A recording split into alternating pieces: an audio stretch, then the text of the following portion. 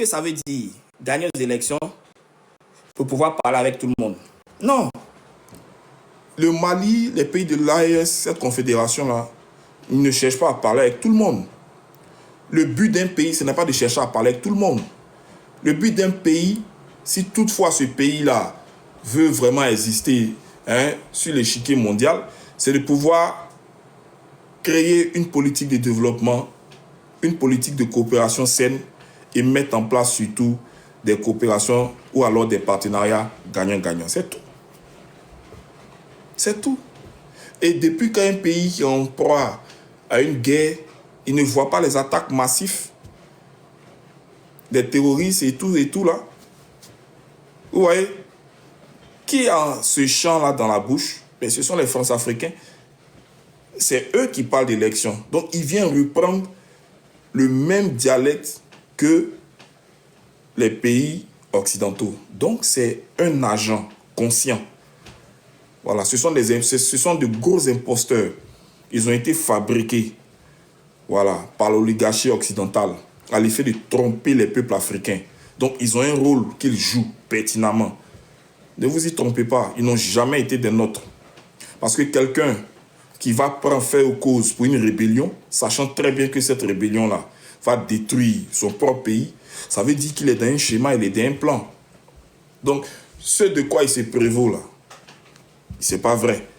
Ce n'est pas un artiste engagé.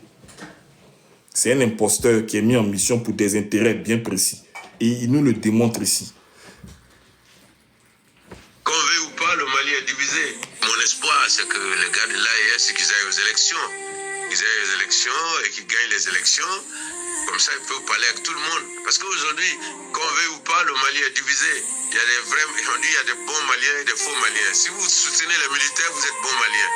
Si vous êtes contre les militaires, vous êtes apatrides, vous êtes des faux patriotes. Vous, voilà. Si vous soutenez Ibrahim Traoré, vous êtes des bons Burkinabés. Si vous ne soutenez pas Ibrahim Traoré, vous n'êtes pas bons Burkinabés. C'est la même chose au Niger. Au début, moi, j'ai encouragé, j'ai même soutenu. Je suis allé rendre visite au président Ibrahim Traoré à l'époque, et puis j'ai fait des vidéos pour soutenir. Parce que je pensais que ça allait être des pouvoirs de transition pour arriver à des élections, pour que la majorité des Maliens, des Burkinabés ou des Nigériens choisissent. Bon, quand on a laissé ce chemin-là, on a rassemblé 300 ou 400 personnes dans une salle qui ont décidé que le président devait continuer à gouverner indéfinitivement. Enfin, définitivement, je veux dire. Alors qu'on combat le 4e mandat d'Alassane Ouattara et les autres n'ont pas de mandat défini. Donc, je trouve que c'est un peu bizarre. Et pour moi, qui me suis battu depuis 30 ans pour la liberté, pour la justice, pour l'égalité, pour le peuple, voilà, pour moi, il était temps d'arrêter d'apporter mon soutien. D'ailleurs, je me fais attaquer tous les jours. À chaque fois que je poste un truc, les gars, ils viennent, ils m'attaquent.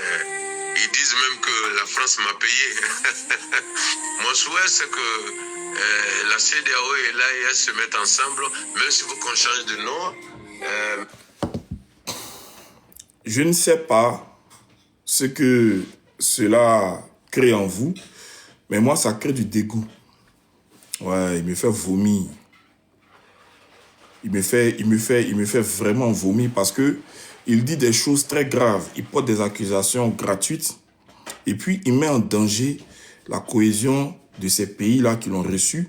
Et puis il raconte des fadaises, des mensonges. Oui, Mathieu, bonsoir mon frère.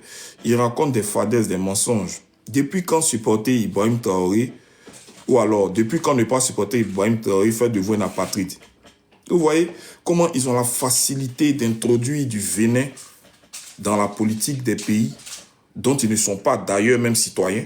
C'est un grand menteur. On appelle ça de la manipulation. En fait, il est en mission. Il reprend exactement la même dialectique que les pays france-africains. C'est un agent conscient de la France. Il le sait très bien.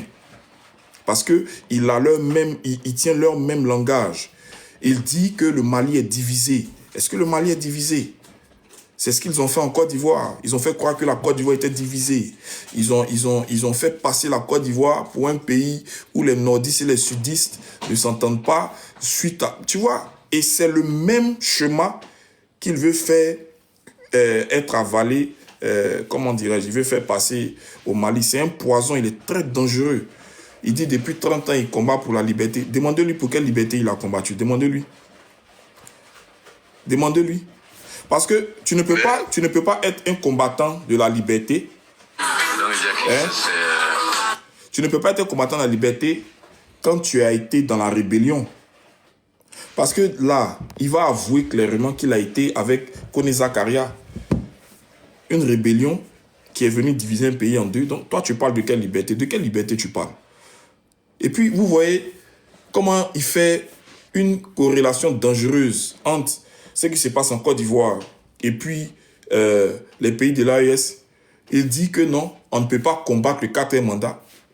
Qui, vous avez vu Ibrahim Traoré ou bien le président du Niger combattre le quatrième mandat de Ouattara? Vous les avez vus se mêler des affaires internes de la Côte d'Ivoire? La seule chose qu'ils font, c'est de dénoncer l'immixtion ou alors la participation de la Côte d'Ivoire quant à la déstabilisation de leur pays. Mais depuis quand eux, ils ont dit non, on est contre le quatrième mandat de Ouattara. Vous voyez la corrélation qu'il fait? Comme si les pays de l'AES dictent ou s'intéressent aux affaires politiques de la Côte d'Ivoire. Parce qu'il dit que les pays de l'AES combattent le quatrième mandat. Où? Quand? Donc, voici des agents conscients qui viennent activer la fibre de la guerre, qui viennent créer le chemin de la division et qui viennent faire prospérer les idées nauséabondes de la France-Afrique. Quand tu appelles aux élections, c'est parce que les élections peuvent être une solution. Mais on sait très bien le contexte dans lequel nous sommes. Et normalement, s'il était un artiste engagé là, de quel côté il devrait être, de vous à moi? De façon claire. Voici Ouattara qui a fait un quatrième mandat. Tu le sors de ta gueule. Mais est-ce que tu as déjà dénoncé le quatrième mandat de Ouattara? Toi qui combat pour la liberté, pour la justice. Tikenja, est-ce que tu l'as déjà ouvert? Tu méconnais non seulement la politique, ça c'est un. Tu es un inculte. Je suis sûr que tes tests là, on te les compose, puisque tu es un agent conscient de la France-Afrique. Et tu l'as dit. Tu dis que la France te paye. Et ça te fait rigoler. Mais c'est un aveu que toi-même tu fais. C'est toi-même tu t'invites pour dire clairement que tu es un agent conscient de la France-Afrique. Tu ne peux pas combattre la France-Afrique. Et cette France-Afrique-là va t'offrir son plateau. Ses plateaux télé pour faire la promotion de tes messages que tu véhicules. Alors que tu dis combattre justement ces mêmes France-Africains. Ce n'est pas possible. C'est eux qui font la promotion de ta musique. C'est eux qui te donnent les prix RFI. C'est eux qui t'invitent sur toutes les chaînes de télé. C'est eux qui jouent ta musique ça et là. C'est eux qui t'invitent sur les festivals que eux-mêmes ils organisent. Ils gagneraient à le faire. Pourquoi? Si tu n'es pas un des leurs. Donc, vous voyez ceux-là. Ne vous fatiguez pas. C'est des agents de la France-Afrique. Voilà. C'est un pion. C'est des gens qui sont programmés pour ça. Et vous allez voir que leur composition et tout ça n'émane pas d'eux. Parce que si tu dis être engagé pour la liberté, pour la justice, normalement, tu ne devrais pas regarder la coloration du régime qui gouverne. Du moment où il y a une injustice flagrante, tu te dois de dénoncer. Mais depuis que Draman est là, ça fait plus de 15 ans. Est-ce que vous l'avez vu composer une chanson? Voilà des prisonniers d'opinion, plus de 2000. Les gens sont enfermés juste parce qu'ils ont exercé leurs droits constitutionnels. Mais ceux-là, ils sont où? Ces agents-là, le gars que vous voyez là. Est-ce que quand les présidents de l'AES ont pris le pouvoir, là, ils ont dit qu'ils venaient pour organiser des élections? Vous voyez? Donc, c'est vous dire que ce sont des pions, ce sont des agents. Voilà. Et ils ne pourront pas faire autre chose parce que, comme étant des pions de la France-Afrique, c'est la France-Afrique qui leur donne tout, qui leur donne gîte couvert, qui leur permet de faire évoluer leur musique à l'extérieur. On les présente comme étant des voix, des porte-voix, ceux qui parlent pour les sans-voix. On les met dans le moule du peuple et puis par leur canal, on va véhiculer des messages au travers de la musique. Vous savez que le reggae a toujours été perçu comme une musique de combat, un peu partout. Voilà. Pour preuve, j'en veux un peu les sorties de U-Roy, de Bob Marley et tous. C'est eux qui ont donné les véritables lettres de noblesse au reggae comme étant une musique de combat, une musique d'engagement. Donc ce sont des musiques qui véhiculent stand up for your right. Vous voyez, ce sont des musiques qui suscitent en nous une prise de conscience. Ce sont des musiques qui appellent au soulèvement, pas forcément, mais à la prise de conscience réelle. Quand quelqu'un te dit stand up for your right, genre lève-toi pour tes droits, faut te battre. Don't give up the fight. N'abandonne pas le combat. Vas-y, fonce. Comprenez que ce sont des musiques qui sont véritablement là pour faire réveiller les consciences et amener ce sursaut-là. Donc, si lui, là, sa musique amenait au réveil et au sursaut, je ne pense pas qu'il allait être caressé dans le sens du poil. Il allait être invité sur les plateaux télé France-africains. Vous comprenez? Et je suis convaincu que ce sont même eux qui font la composition de leurs chansons en fonction de l'orientation qu'ils veulent donner ou de, je sais pas moi, de l'impact qu'ils recherchent. Ce gars-là, il a accompagné Ouattara dans son accession au pouvoir. Parce que quand Bédi était là, ce sont ceux-là qui ont fait sortir des chansons pour parler de l'ivoirité. Ce sont ceux-là qui ont fait sortir des chansons pour faire croire que les gens du Nord étaient détruits et autres. Mais ils voient l'état lamentable dans lequel se trouvent les populations du Nord. Qu'ils me montrent l'usine. Parce que quand on veut parler, ils vont nous montrer cette couche noire abusivement appelée goudron qu'ils versent par terre. Là. Ils vont dire non, il y a goudron. Non. Est-ce que le goudron que tu as mis là, ça donne du travail? Parce qu'il y a la pauvreté ambiante dans ces zones-là. C'est pour ça que les gens ont pris les armes. Il y a une pauvreté, mais qui traumatise les populations de là-bas, à telle enseigne que ces populations-là sont hébétées. Quand vous les voyez se prononcer, vous avez l'impression que, désolé du thème, ils ont le derrière à la place du cerveau. Tant ils sont frappés par cette misère-là, tout le monde voit, tout le monde constate. Donc si vous dites que vous avez pris les armes pour apporter le développement dans ces zones-là qui, selon vous, ont été abandonnées, normalement, le développement, c'est de donner du travail d'abord à cette jeune population qui ne se retrouve pas, qui se meurt, voilà, qui est en proie à la misère. Donc, c'est par quoi? Au moins, un investissement massif dans les différentes zones de production là-bas, et puis créer des usines et tout ça, qui vont au moins résorber le problème du chômage. On va créer l'employabilité, les gens auront au moins l'argent, de quoi manger et tout ça. Et puis, si vous voulez, faites votre goudron biscuit là, il n'y a pas de problème.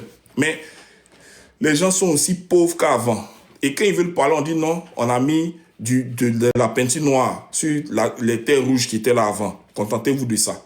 Et les Tikenja là, un jour, je pense qu'il s'est levé pour se plaindre du fait qu'au dîner avait été abandonné, malgré le fait que ceux pour qui lui, il a pris les armes sont au pouvoir. Je ne sais pas si vous voyez.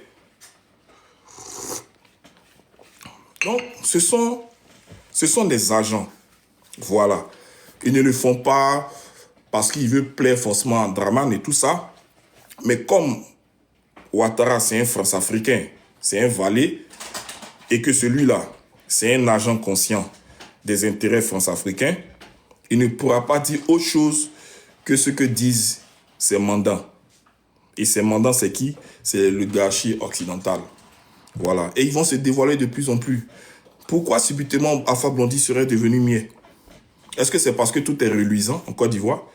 Est-ce qu'Alpha Blondy ne voit pas les progrès évidents que suscitent les régimes de l'AES? Est-ce que tous ceux-là ne sont pas au fait de tout ce qui se passe? Mais pourquoi subitement, comme je l'ai dit, ils se comportent comme des muets? Pourquoi ils ont perdu la voix? Pourquoi l'inspiration leur manque de nouveau?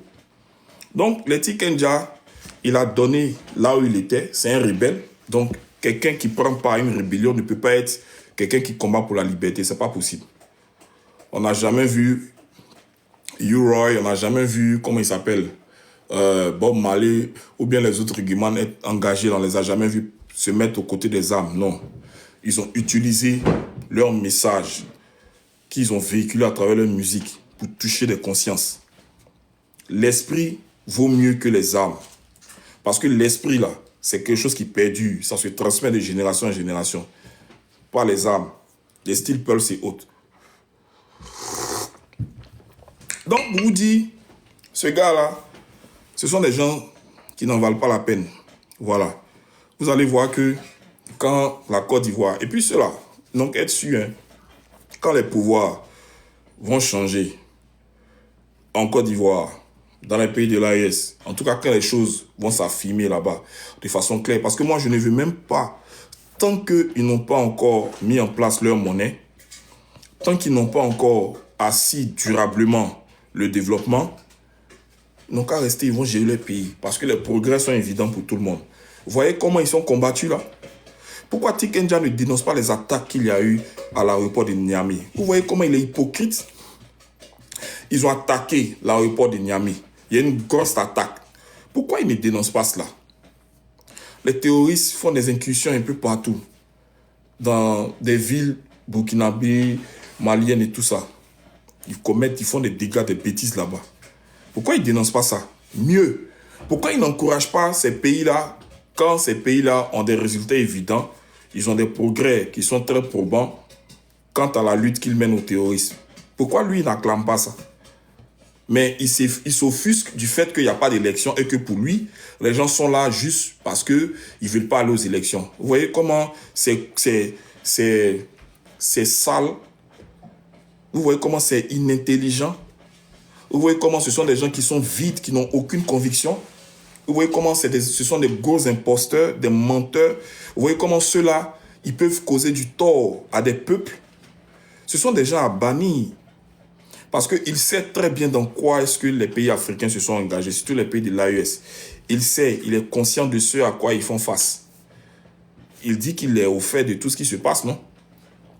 Mais regardez son discours, qui est carrément aux antipodes de la réalité qui se passe dans les pays de l'AES. Donc ceux-là, moi, honnêtement, je ne suis pas choqué. Comme ça fait l'actualité, j'en parle juste. Mais c'est pour vous dire que voici comment les Blancs ont toujours travaillé. Ils vont toujours prendre les nôtres, les faire passer pour des gens qui sont... Ils vont toujours prendre les nôtres pour les faire passer pour ceux qui sont avec nous, voilà, qui combattent pour la même cause que nous. Mais en fait, ce sont des infiltrés. Voilà, donc ça là, il faut communiquer là-dessus. Voilà, il faut les déculotter, il faut les mettre à nu. Quelqu'un qui parle d'union, lui, c'est pas lui qui a fait la chanson sur union. Si quand nous serons unis, ça va faire mal. Il n'est pas fier de voir que sous le régime du capitaine Ibrahim, il y a l'autoroute Ouagadougou-Bobo du Lasso qui va se faire sur fonds propres, sans crédit. Il n'est pas content du fait que le Burkina aujourd'hui a atteint l'autosuffisance alimentaire en pleine crise. Il n'est pas content de voir ça. Il n'est pas content de voir qu'aujourd'hui, les dialysés sont pris en charge à des sommes dérisoires. Pourquoi? Parce que l'État peut subventionner pratiquement gratuitement les soins de ces patients-là qui souffrent justement de cette pathologie-là. Est-ce que ça se faisait? Il n'a pas vu le plus grand hôpital de toute l'Afrique de l'Ouest être construit au Burkina. Pourquoi il n'acclame pas ça? On se bat pour qui, au demeurant? On se bat pour les populations ou on se bat pour qui? Quel que soit le régime qui est là, c'est pour le bien-être des populations. Donc si des gens sont en train de mettre en place un programme de développement viable qui profite aux populations, mais il y a lieu de les encourager. Avant même, on ne parlait pas d'union, on ne parlait pas de coopération, tout ça entre les pays africains. Mais maintenant que les gens forment une confédération, il faut être d'accord. Pourquoi tu veux les obliger à rester toujours au contact de la CEDEAO? La CEDEAO a fini de nous montrer ses limites. La CEDEAO a fini de nous montrer qu'elle est instrumentalisée. La CEDEAO n'arrive plus à gérer, je ne sais pas moi, un quelconque conflit entre ses pays membres.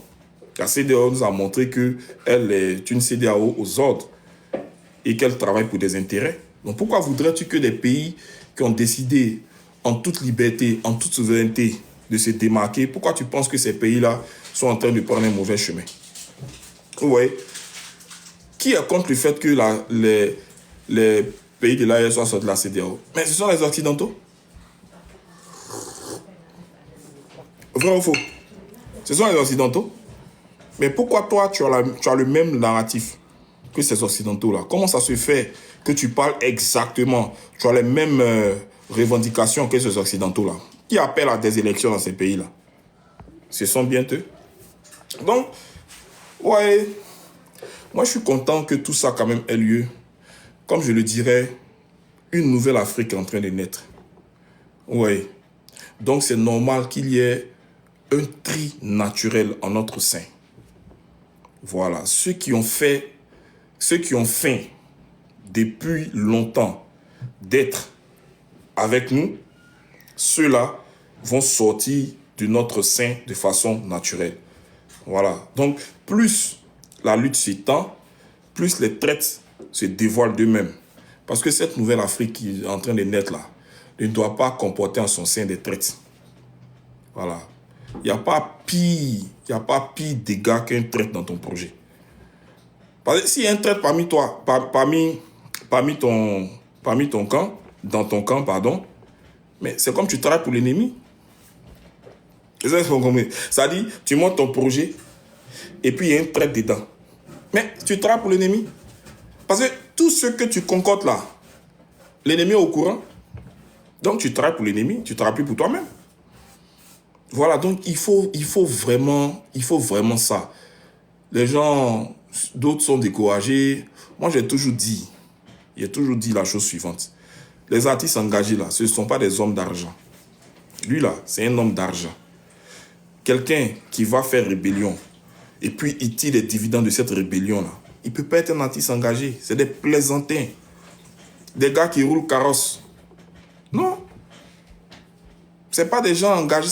En fait, ils ont été fabriqués de toutes parts. Je vous l'ai dit. Je suis convaincu que leurs tests leur sont écrits. Je suis convaincu de cela. Voilà. Parce que c'est ce qu'on leur envoie dire là. C'est ce qu'on leur envoie dire là. C'est ce qu'ils transcrivent dans leurs chansons, dans leurs tests. Donc les Tikendia là, c'est des agents. C'est des pions de la France-Afrique. Ne vous fatiguez même pas.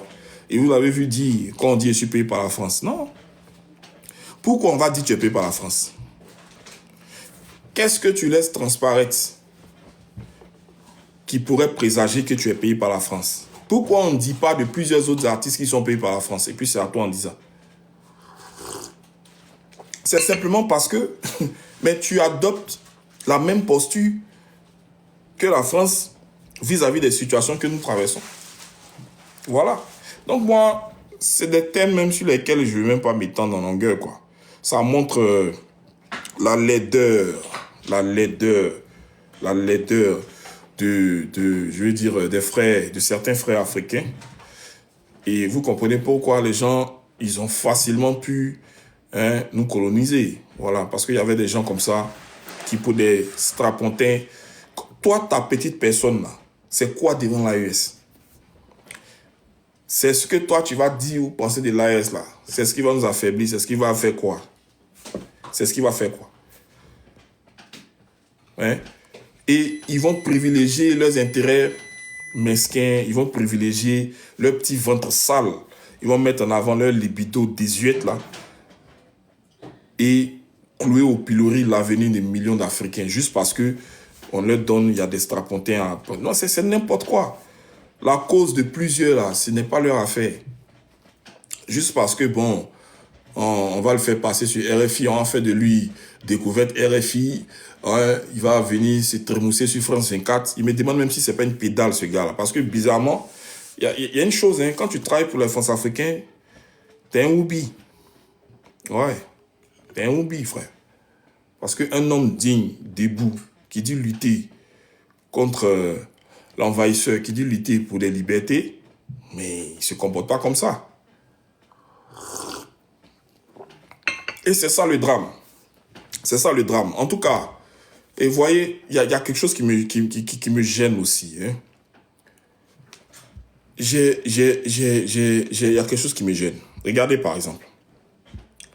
Ceux qui disent lutter pour les pays africains, regardez par exemple, je vais vous montrer quelque chose.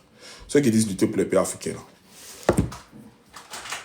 Tikenja, Alpha Blondy, il y a un Andy, il s'appelle Fadal D. Ce sont des gens originaires d'où ça? Ils sont originaires d'où? Du nord du pays, du nord de la Côte d'Ivoire. Et ils sont communément ce qu'on appelle Djoula. Il y a quelque chose qui me dérange. Pourquoi ce sont uniquement des rugumans ou des artistes venant de cette... Parce qu'il n'y a pas que les rugumans. Il y a les autres qu'on peut citer. Il y a celles qui font... Il y a une qui fait tradi moderne, là, qui se joue les griottes, là. Celle qui a fini de se décaper la peau à telle enseigne qu'on voit ses veines, on voit le sang circuler dans ses veines, là. Il sait de qui vous parlez. Il sait qu'il y a un Français approximatif, mais qui ose insulter le président Laurent Gbagbo.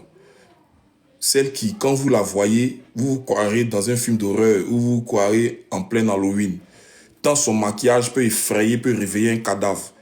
Mais ce sont eux-là qui trouvent le courage d'insulter le guide, le président Laurent Gbagbo, des gens comme ça. C'est-à-dire même, on leur a appris à écrire, on leur a donné même gratuitement d'aller à l'école, on leur a offert ça. Mais tellement ces gens étaient nuls, ils n'arrivaient même pas à pouvoir former la lettre A. Et ce sont ces gens-là qui aujourd'hui vont venir insulter le président Laurent Gbagbo. Moi, quand je vois ça, ça me fait mal. Donc, il y a elle, il y a un autre artiste, il y a quelqu'un qui a écrit Sombil. Oui, les Sombil, là, qu'est-ce qu'ils n'ont pas dit sous le pouvoir de Laurent Gbagbo? Hein? Aujourd'hui, ils font la musique classique. Aujourd'hui, ils sont devenus de grands faiseurs de zouk. Aujourd'hui, ils ont la musique, comment je peux dire ça, à l'eau de rose. Non, sous Laurent Gbagbo, vous n'avez pas une musique à l'eau de rose. Pourquoi aujourd'hui, subitement, vous faites une musique, voilà, d'amour? Il ne faut pas faire musique d'amour, frère. Il ne faut pas faire musique d'amour. Vous étiez premier à taper la poitrine, à rentrer en studio. 1, 2, 3, vous êtes en studio. Vous êtes en studio, en train de dire des conneries, des âneries, des choses qui ne sont même pas vraies. Et les artistes qui ont été mentionnés ici, là, vous voyez qu'ils sont originaires d'une partie de la Côte d'Ivoire. Est-ce qu'au temps de Laurent Gbagbo, là, il y avait des artistes du Sud qui parlaient contre le Nord dans leur musique? C'est la mauvaise foi. Ce sont de mauvaises personnes. Ce sont des gens méchantes. Ce sont des gens méchants, pardon. Ce sont des personnes mauvaises. Demain, là, eux, là, un autre pouvoir va venir et puis eux, ils vont faire chanson pour critiquer quelqu'un. Celui qui fait son coupe sa langue. Celui qui va critiquer un pouvoir qui va venir, et je sais que c'est mon président Laurent Gbagbo qui sera là. S'il dit les garçons, il n'a qu'à prendre le micro, il va chanter. On va couper sa langue et puis on va bétonner ses oreilles. Et puis les yeux là, on va faire quoi même? Parce que c'est cruel.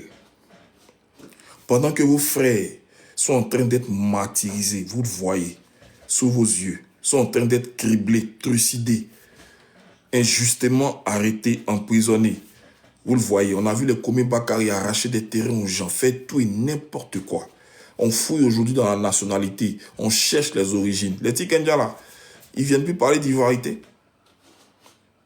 Aujourd'hui, c'est les Fadal D là qui vont s'arrêter. C'est-à-dire, sa tête André Kobia là, lui va venir s'arrêter et puis il va dire non, je demande au président Ouattara de mettre carte de séjour. Est-ce que vous voyez ce que c'est? Il se moque de qui? Non, moi je suis convaincu d'une chose. Plus le combat dure en longueur, c'est vrai, c'est difficile, mais au moins ça constitue son lot de var qui nous servira demain. Vous voyez, aujourd'hui c'est eux là qui vont appeler à mettre en place carte de séjour. Ceux qui vont dire qui est vrai ivoirien du Nord ou qui ne l'est pas, vous ne les voyez pas? Ceux qui fouillent dans les origines. C'est parce qu'ils ont appelé ivoirité, xénophobie, tout et consorts là. C'est pas eux qui ont appelé, c'est pas eux qui dénonçaient ça. Aujourd'hui, ils sont là, ils dénoncent quoi? Au contraire, ils applaudissent, ils acclament, ils appellent même à ça. C'est des hypocrites. C'est des fumistes. Ce ne sont pas des hommes, ce ne sont pas des êtres humains. Tout ce qu'ils ont fait là, c'est juste parce que ils voulaient avoir une place au soleil. Mais si vous voulez avoir une place au soleil là, il fallait aller à l'école, je ne sais pas moi, il y a plein de métiers. C'est que c'est décaper la peau où on voit ces veines là. Allez faire la prostitution, je ne sais pas moi. Allez faire tout ce que vous voulez. Il faut mériter dans la vie, là. Il faut mériter sa place. Voilà. Quelqu'un peut pas être là chez lui. Il s'est battu, il a transpiré, il a acquis son bien, il a scolarisé ses enfants. Et puis, comme vous êtes jaloux de ce qu'il a, vous allez rentrer dans sa maison, vous allez la battre. Pourquoi? Pourquoi? Juste parce que tu lorgnes son bien. Tu la bats et puis tu prends son bien. Non, c'est ce qu'ils ont fait. Les Ivoiriens sont là. Ils se sont battus pour avoir ce qu'ils ont. Ils ont leurs biens. Ils ont leurs affaires. Ils ne cherchent de noises à personne. Ils sont tranquilles. Si vous estimez qu'il y a une injustice qui vous est faite, mais utilisez les moyens conventionnels pour vous faire entendre. Je ne sais pas. Faites-le. Mais votre cerveau, vous êtes émasculé. Ils ont émasculé votre cerveau, là. C'est-à-dire qu'ils vous ont amputé d'une partie du cerveau. Et puis vous êtes handicapé de la cervelle. Et vous allez venir insulter celui-là qui se bat pour que les Ivoiriens puissent au moins vivre dignement. Donc, les tueries que vous avez causées là, c'était pourquoi? C'était pour prendre le micro. Et puis on travailler sur vous.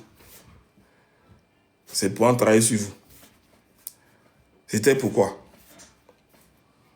Non, dites-nous, parce que, en fait, souvent je suis là et puis je fais l'état des lieux, quoi. Je dis, mais pourquoi il y a eu tout ça? Donc c'était pour ça.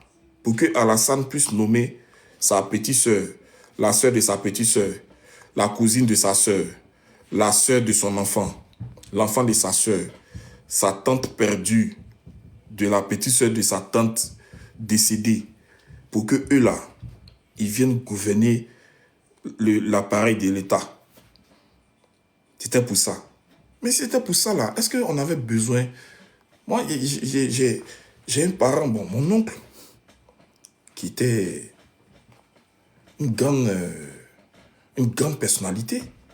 Il a perdu la vie. Pourquoi? Les Ivoiriens ont perdu la vie. Cadeau. Ouais, c'est pourquoi en fait. Parce que tu dis, tu t'es battu contre l'exclusion. Tu t'es battu parce qu'on excluait les candidats pour ne pas qu'ils puissent compétir. Donc tu t'es battu pour ça. Donc tu as pris les armes, tu as tué les gens pour ça. Et les Tikendjala sont venus applaudir ça. Les Tikendjala sont venus dire oui. On se bat pour notre inclusion. On se bat contre le clientélisme. On se bat contre le clanisme. On se bat contre le népotisme. Donc prenez les armes, tuez les gens pour ça. Maintenant, vous avez fait ça et vous êtes venu au pouvoir. Mais pourquoi vous n'agissez pas différemment, mais vous faites exactement ce pourquoi vous avez tué les Ivoiriens? Moi, je ne comprends pas ça. Chérif Ousmane, il dit que lui, ils ont pris les armes contre l'exclusion des candidats, pour que tout le monde ait la possibilité de candidat. Moi, je ne sais pas. Ça me fait mal, hein. Quand j'en parle même, ça me fait mal. Eux, ils ont pris les armes. Parce que, qu'est-ce que les gens entendent par prendre les armes? Non, ils ne doivent pas dire on a pris les armes. Ils doivent dire on a tué les Ivoiriens. Pour qu'il n'y ait... C'est ça qu'ils doivent dire. Quand ils disent on a mené un combat, vous avez mené quel combat? Vous avez mené quel combat? Maintenant, ils ont tué les Ivoiriens pour ce pourquoi ils se battaient. C'est-à-dire, tu te bats contre l'exclusion, pour ça tu prends des vies, tu tues les gens, et puis quand tu viens au pouvoir, tu fais ce pourquoi contre quoi tu te... Mais c'est quoi tout ça? Et Tikendja, c'est ça bouge sale.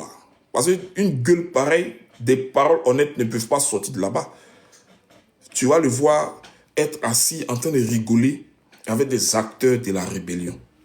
Le voici ici.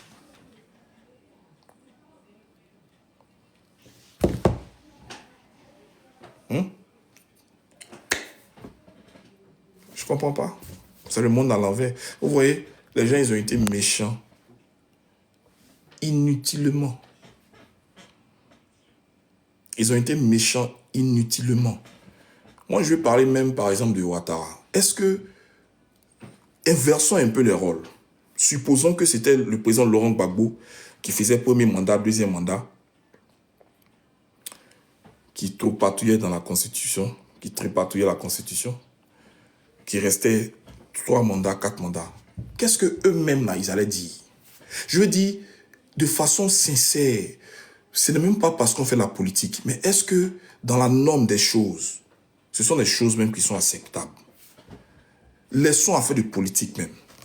Est-ce que quelqu'un qui dit que lui veut seulement un mandat, qui se retrouve à en faire 4, est-ce que dans la norme, de façon, d'un regard, d'un point de vue, je sais pas moi, est-ce que même c'est acceptable? Avant même de rentrer dans l'aspect purement politique, c'est pas acceptable. Est-ce que même c'est acceptable de gouverner l'appareil d'État avec ses frères, avec ses parents, de mettre sa cousine ici? Est-ce que la morale même accepte ça? Eux-mêmes qui sont les laudateurs de Ouattara, ceux-là même qui sont ces boys qui lui essuient le derrière matin, midi, soir, ceux qui disent que sans Ouattara, ils ne vivent pas là. Est-ce que ce sont des choses qu'ils peuvent accepter eux-mêmes? Imaginons, c'est ce que je dis, faisons le contraire. Ça aurait été Laurent Gbagbo qui mettait sa soeur, sa petite soeur, son beau-fils, son beau-frère, sa cousine, je ne sais pas moi. Est-ce que eux ils l'auraient accepté? Mais pourquoi c'est nous qui devons l'accepter? Et les Tikenja la voient ça, ils ne peuvent pas parler. Les Tikenja la voient ça, ils ne peuvent pas parler. Moi, je dis, les gens là, ils ont été méchants. Voilà, ils ont été, en plus d'être méchants, ils ont mêlé leur méchanceté à la cruauté. Vous voyez? Ils ont mêlé leur méchanceté à la cruauté. Et on ne veut plus que nous nous tournions vers nos sources. On dit non, on ne doit plus dire je suis bêté. On ne doit plus dire je suis baoulé. On ne doit plus parler de ça. On doit tous dire on est ivoirien. Mais pourquoi? Pourquoi? Parce qu'on veut effacer la culture. On veut effacer ce qui constitue notre âme. On veut nous dénaturer. On veut nous fondre. En fait, on veut nous remplacer. On veut nous remplacer. Et Tikenja voit ça. Mais est-ce qu'il parle? Tikenja voit ça ou pas? Voilà. Donc, je dis, dans l'ordre normal des choses. Quand je dis dans l'ordre normal des choses, je ne regarde plus l'aspect de la politique. Je veux regarder même la nature dans son fonctionnement. Celui qui fait le mal, il paye. Et puis toute chose a une fin. Je suis étonné que les gens du RDN ne se rendent pas compte de cet état de fait-là. Mais que toute chose a une fin. Alors ça veut dire que tout pouvoir va forcément connaître son apogée. Tout pouvoir va forcément finir. Il faut boire la gouvernement pendant 30 ans. C'est fini. C'est fini. Le Kotiescu, pendant combien d'années? C'est fini. Donc, comment les gens n'arrivent pas à comprendre qu'il y aura une fin de leur pouvoir? Je ne sais pas. Parce que si tu te mets, ne serait-ce que dans la peau de quelqu'un qui a conscience que son pouvoir va finir, ça veut dire qu'il est aussi conscient que s'il agit mal, il aura des comptes à rendre, puisque ce n'est pas nouveau. La Ourou ne sera pas réinventée en Côte d'Ivoire. La lune ne prendra pas la place du soleil et le soleil ne prendra pas la place de la lune. Donc, il n'y a rien de nouveau. Donc, tous ceux qui se sont rendus et qui continuent de se rendre coupables de crimes, des actions et tout ça là, mais ils vont répondre de ça. C'est ce qui est normal. C'est vrai, vous comprenez. Mais comment on peut être aussi cruel? Ah, tu ne m'as pas dit soleil. Ah, Mathieu, même là. Comment on peut être aussi méchant, aussi cruel, aussi inhumain, sachant que il y aura une fin de votre pouvoir. Et il y a des gens qui se permettent de menacer les Ivoiriens. Non, tu as insulté Papa Ado. Donc toi, mais c'est injuste. Est-ce que c'est injuste là-dessus? Mais maintenant, et vous qui avez tué, qui avez pris les armes, qui avez éventré des femmes enceintes, qui avez éviscéré d'honnêtes personnes, d'honnêtes citoyens, vous là, quel est votre sort? Et on est fier de condamner des frères en exil pour dire, tu ne vas pas rentrer chez toi. Donc, quand vous, votre pouvoir va finir là, vous allez rester en Côte d'Ivoire. Non. Non. C'est ce que chacun aura sémé qu'il va récolter. Et les Tikenja là, ils sont comptables de ça aussi. En tout cas, je vais laisser un peu mes frères qui sont montés parler, donner leur point de vue sur la situation, Tikenja et tout ça. Oui, non, tu vois, quand on dit comme ça, on va leur rendre la monnaie, c'est comme si on était dans un état où on veut se venger. Tu vois, ce n'est pas nécessairement la vengeance que nous prévoyons. Nous ne sommes pas dans ce cas de figure-là. Mais ils ont posé suffisamment d'actes qui, au regard de la loi, leur sera imputé. Et donc, ils seront condamnés. En fait, ce sont leurs propres actes qui vont les condamner. La seule chose que nous ne ferons pas, c'est que nous ne serons pas cléments. Parce qu'envers nous, ils n'ont pas usé de clémence. Ils n'ont pas été miséricorde. Ils n'ont pas utilisé la voie du pardon. Donc, ils ne pourront pas demander pardon. Parce que eux, là, les actes qu'ils auront posés, ce sont des actes qui sont avérés. Donc, ils vont simplement payer pour les actes qu'ils auront commis. C'est tout. Donc, vous voyez, ils sont, non, vous pouvez rien créer depuis 2010. Mais il faut dire à Dieu seulement de longue vie, parce que Ouattara, il n'est pas éternel. Il n'y a pas de pouvoir éternel sur la terre. Il n'y a jamais eu de pouvoir éternel sur la terre, et il n'y en aura jamais. Donc, cette sérénité-là, elle nous habite. Donc, nous sommes sûrs que votre pouvoir va finir. Et les Tikenja ne vont plus jamais l'ouvrir. Parce qu'il va critiquer qui désormais? Tikenja, il va critiquer qui? Il va parler de qui? Il parle, on coupe sa langue.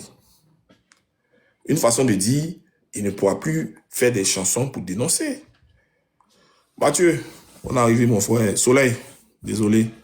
On voici le panel. Bon, c'est un petit panel, c'est pour parler un peu et tout ça. Mais Soleil, comment toi tu fais pour te retrouver sur ce genre de panel là? Tu es fort, hein? Toi, tu as te retrouvé sur panel. Je ne cite pas le nom de quelqu'un ici, hein, mais tu sais de quoi il parle. Comment tu vas te retrouver sur panel avec des gens comme ça?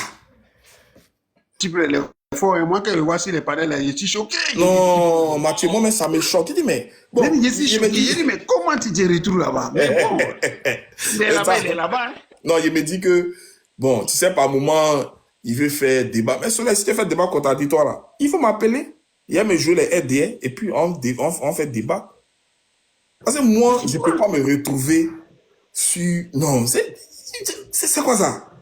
Toute la vomissure, là, ces gens qui ne vivent que pour leur ventre, qui ont décidé de mettre en mode éteint leur cerveau, qui ont décidé de s'asseoir sur leur cervelle et de mettre leur estomac à la place de leur cerveau. C'est ces gens-là, on va s'asseoir comme... Non, c'est pas possible. C'est pas possible. Africa d'Ivoire, il faut rétablir la vérité. Tu as rétabli quelle vérité? Toi, tu es sûr que tu peux réveiller quelqu'un qui est déjà réveillé? Quelqu'un qui a les yeux ouverts, tu peux les réveiller? Non, ils savent très bien dans quoi nous sommes, frère. Non, ils savent, ils font exprès. Ils savent très bien ce qu'ils savent. Ils ont fait un choix. C'est tout. Ils ont fait un choix. Parce que eux, là, ils ne peuvent pas dénoncer des choses hier et puis ils vont venir faire pire. Donc, ça veut dire qu'ils ont délibérément choisi d'accompagner les meurtriers, les assassins, ceux qui ont décidé de détruire la Côte d'Ivoire. Donc, comment tu vas réveiller quelqu'un qui a les yeux ouverts? Tu ne peux pas, tu as rétabli la vérité. Même en Côte d'Ivoire, un nouveau-né, il sait ce qui se passe. Les débats contradictoires, bon, par moment, si on veut faire un exercice intellectuel, mais encore, il faudrait le faire avec des personnes qui soient au moins objectifs, tu vois. Mais ceux-là, ils sont dans leur rôle et ils ont choisi. Non, mais ils intoxiquent. Mathieu, désolé, je réponds un peu à Fréquent. Ils intoxiquent les personnes qu'ils veulent bien intoxiquer. Est-ce que toi, quand tu vas écouter là, toi, on t'intoxique? Afrique, on t'intoxique, tu vois? Est-ce que moi, je vais écouter, ils vont m'intoxiquer? Non. Ils ne peuvent absolument rien changer, frère. Ce qu'ils font, ils sont dans un rôle, ils appellent ça communication, mais c'est pas la communication, ce sont des mensonges éhontés, c'est de la propagande pure et simple, pour donner l'impression d'exister. Pour donner, ils ont besoin de se rassurer. Frère, Gbagbo n'est plus au pouvoir, ça va être 10 ans. Toi, tu combats quelqu'un qui n'est plus au pouvoir, ça va être 10 ans. Tu combats quelqu'un qui n'est plus au pouvoir pendant 10 ans. Ça veut dire que tu as échoué, ça veut dire que tu sais, en fait, tu sais que tu n'es pas confiant. Voilà. Quand nous, on était au pouvoir, là, eux, ils étaient nous. C'est-à-dire que Magnan, c'est-à-dire on était dans Magnan, et puis on essayait d'enlever Magnan. C'est-à-dire on s'est battu avec eux, avec la communauté internationale, avec la France. Donc nous avons toutes les raisons de vouloir rétablir la vérité. Nous, là, c'est nous qui devions le faire. Mais eux, ils sont au pouvoir, mais eux, ils combattent ceux qui sont dans l'opposition. Ce moment, seulement, on doit les combattre. Donc, ils veulent se donner ce terre d'existence-là. Et puis, d'autres sont payés pour faire ça. C'est pour ça que je dis, ils ont délibérément fait un choix de soutenir les soutenables. Voilà. Donc, c'est eux qui nous menacent de nous faire arrêter. C'est eux qui nous menacent de nous faire passer devant les juridictions et tout ça. Vous voyez, ils n'ont que des menaces à notre endroit. Quand tu n'as pas peur de quelqu'un, tu le menaces. Est-ce que le fait d'ouvrir la bouche, dit X, Y, Z là, ça ébranle un pouvoir en place? Donc, les menaces, c'est pourquoi? Les menaces, c'est pour les faibles. On appelle ça de l'intimidation. Quand quelqu'un t'intimide, c'est parce qu'il a peur de ce qui peut sortir de toi. Donc, c'est ce qu'il dit. Non, tu as insulté Ouattara. Mais eux, ils ont fait pire. Et ils ont fait pire. Eux, ils ont fait quoi? Ils ont fait quoi avec Gbagbo? Je te mets au défi, pendant toute la gouvernance de Gbagbo, je te mets au défi de nous montrer un politicien qui a été enfermé, ou bien un citoyen lambda. Eux, ils ont titré à la une de leur saleté, de leur torchon qu'ils appellent journal, là, le Patriote. Ils ont dit Gbagbo l'Hitler noir. Tu sais ce que ça veut dire, un Hitler? Tu as vu un journaliste être mis en prison pour ça? Ils ont fait pire. Ils ont fait pire, ils ont insulté même comme pas possible, qui les a inquiétés. Donc c'est un jus là qui a fait que quelqu'un ne va pas vivre, quoi. Parce que c'est trop Dieu, même les gens insultent Dieu. Il enlève la vie à qui? Est-ce que quand on insulte Dieu là, il ouvre le sol au-dessus de nous pour qu'on tombe dedans? Non. Donc ils ne peuvent pas nous intimider. Moi quand je regarde ça, je rigole parce que c'est pas eux, c'est eux-mêmes qui vont passer par là. Mathieu, vas-y, puis je laisse Soleil. Soleil va parler. Non, mais merci pour... En fait, tu sais, le sujet est tellement faible pour toi-même, ton niveau, pour le niveau que tu as, tu vois, c'est trop faible. Ouais, Est-ce que ouais, tu comprends? on a parlé juste Donc, quoi. voilà, c'est avec des contractions que tu prends le sujet. Il n'y a même pas de... Voilà, tu as vu tes mots de... Voilà, trop à l'aise parce que le sujet, il est vide, en fait. Très. Parce que l'homme qui est derrière, c'est quelqu'un d'assez vide. Et tu l'as dit, c'est un inculte. C'est un inculte. Voilà, c'est le niveau zéro. C'est le niveau zéro. Voilà. Tikenja, c'est un rebelle. C'est l'achat du Nord, en fait. Tu C'est vois, ça. l'achat du Nord. Que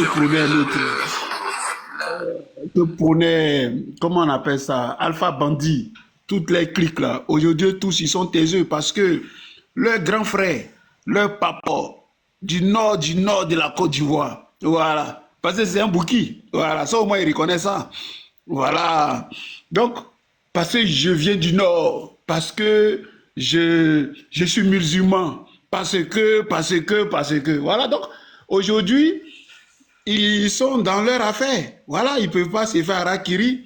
Ils voient la vérité, ils savent. S'ils viennent voir la vérité, ils sont les gens cachés, regardez, ils t'écoutent. Parce que la vérité, elle est simple. La vérité, elle est limpide, elle est pure. Voilà, c'est pour ça que ils ont peur du président Laurent Gbagbo. Et puis, il n'y a rien. Qu'est-ce qui va se passer? Laurent Gbagbo parle et puis il s'en va. Il s'en va se coucher au calme. Il n'y a rien. Parce qu'il a la vérité avec lui. Tout le monde sait ça. Que les élections qui se sont passées en 2010-2011, c'est Laurent Gbagbo qui a gagné. Il a gagné les élections, on peut le démontrer mathématiquement, scientifiquement. Parce que c'est celui qui n'a pas gagné qui a envoyé les troupes. C'est aussi simple que ça. Et il a gagné parce qu'il n'avait rien fait. C'est ça le vrai point. Voilà la vérité, le frère.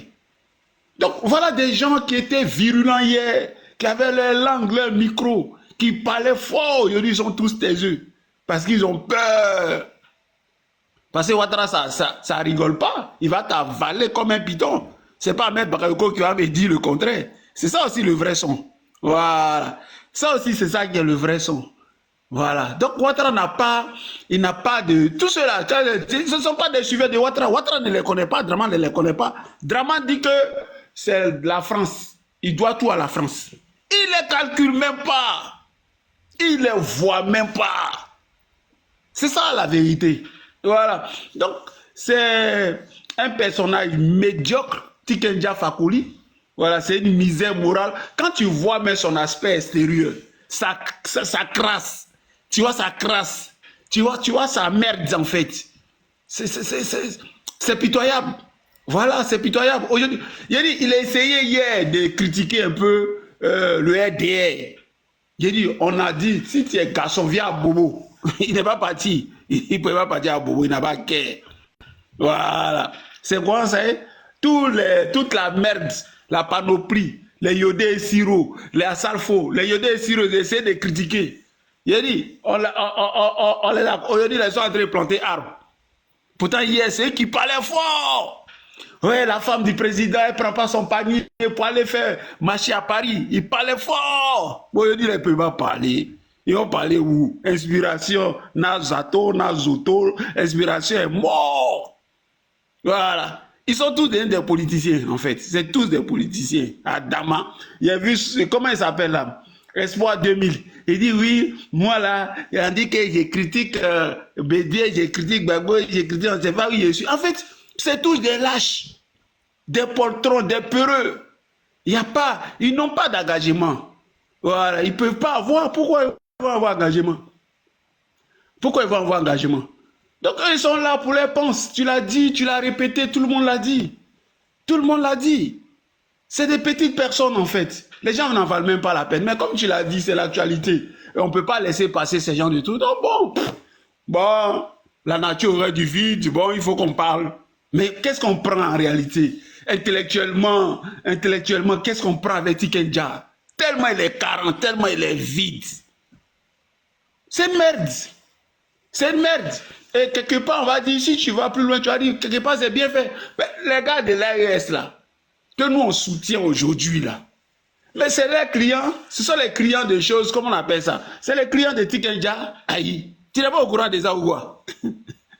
Ce sont des clients, mais eux, comment, eux, ils sont pas aussi tranchants que toi. Ah, c'est quoi les discours? Ah, nous, on aimait Tikenja, mais vraiment, ils commencent à nous décevoir. Tu vois, non? Parce que quand Tikenja chante ces chansons de drogués là, c'est pas nous on paye. C'est les mêmes Bakaman là, c'est les mêmes là qui payent et Adama. Mais c'est sûr et chiant aujourd'hui.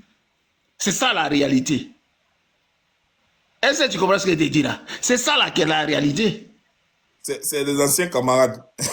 Les anciens camarades. C'est les anciens camarades. Ils ont fait les 400 coups ensemble. Ils ont fait les 400 coups ensemble. Quand il a fui la Côte d'Ivoire, c'est eux qui ont financé la rébellion, ils ont soutenu la rébellion, ils ont chanté pour la rébellion, ils ont porté la rébellion. Mais quand ça chauffait, elle était couchée au Mali, tu n'es pas au courant de ça? C'est au Mali, il était couché. Mais moi, j'ai été donné des scoops. Il a dit en 2021, quand Assimi Goïta est venu là, mais Assimi Goïta rêvait, c'était son mentor, c'était un chose de Draman Ouattara, tu n'es pas au courant de ça? Il envoyait, pendant la Tabaski, il envoyait des moutons à Draman Ouattara. Toi, tu n'es pas au courant de ça? Ici, en Guinée, là, le barbu sauvage, la Mamadou Doumbia. Mais c'est son vieux père qui a la Draman Ouattara. Il s'en fout de si il y a démocratie en Côte d'Ivoire ou pas pour eux. Draman Ouattara travaille, donc c'est ce qu'eux, ils regardent. Tu n'es pas au courant de ça? Eux tous, c'est les gars. Le capitaine Ibrahim Traoré, lui-même, il l'a dit. Il dit, on nous a trompés. Parce que hier, ils écoutaient le discours de la France-Afrique. C'est le discours de Draman qu'ils écoutaient hier. C'est ça le vrai point, le vrai. Donc ça là, il faut le dire, il faut le dénoncer. Donc c'est le retour du bâton, mon frère. Draman Ouattara n'a pas de camarade. Sinon, normalement, ce sont ses partisans, ce sont ses gars. Ce sont ses gars. Et même, ils ont du mal même à aller attaquer Draman. Regarde sur le plateau de télé. Ouais, il y a un journaliste qui est sorti il y a même pas 2 jours là. Qu'est-ce qu'il dit? Ah, mais si c'est Draman, on a constaté que c'est Draman le problème, il faut aller l'extirper Ah oui, c'est notre neveu, machin, tout ça là. Mais est-ce qu'il disait ça? Il ne pouvait pas dire ça. Est-ce que tu comprends le truc? Donc nous on regarde les sons d'après le président Gbagbo, je suis là, il faut les djébé là, les djénéba djaba, tout ça. Je suis là. On fait notre marche, on continue notre boulot. Mais la fin des fins là, c'est Gbagbo qui aura raison et Gbagbo a toujours eu raison. Pourquoi il aura raison? Parce qu'il n'a rien fait. La victime en Côte d'Ivoire, c'est le président Gbagbo. La victime là, c'est nous les pro-Gbagbo.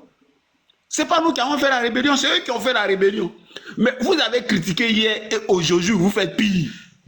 C'est ça le vrai point. Et c'est ça qui est dommage.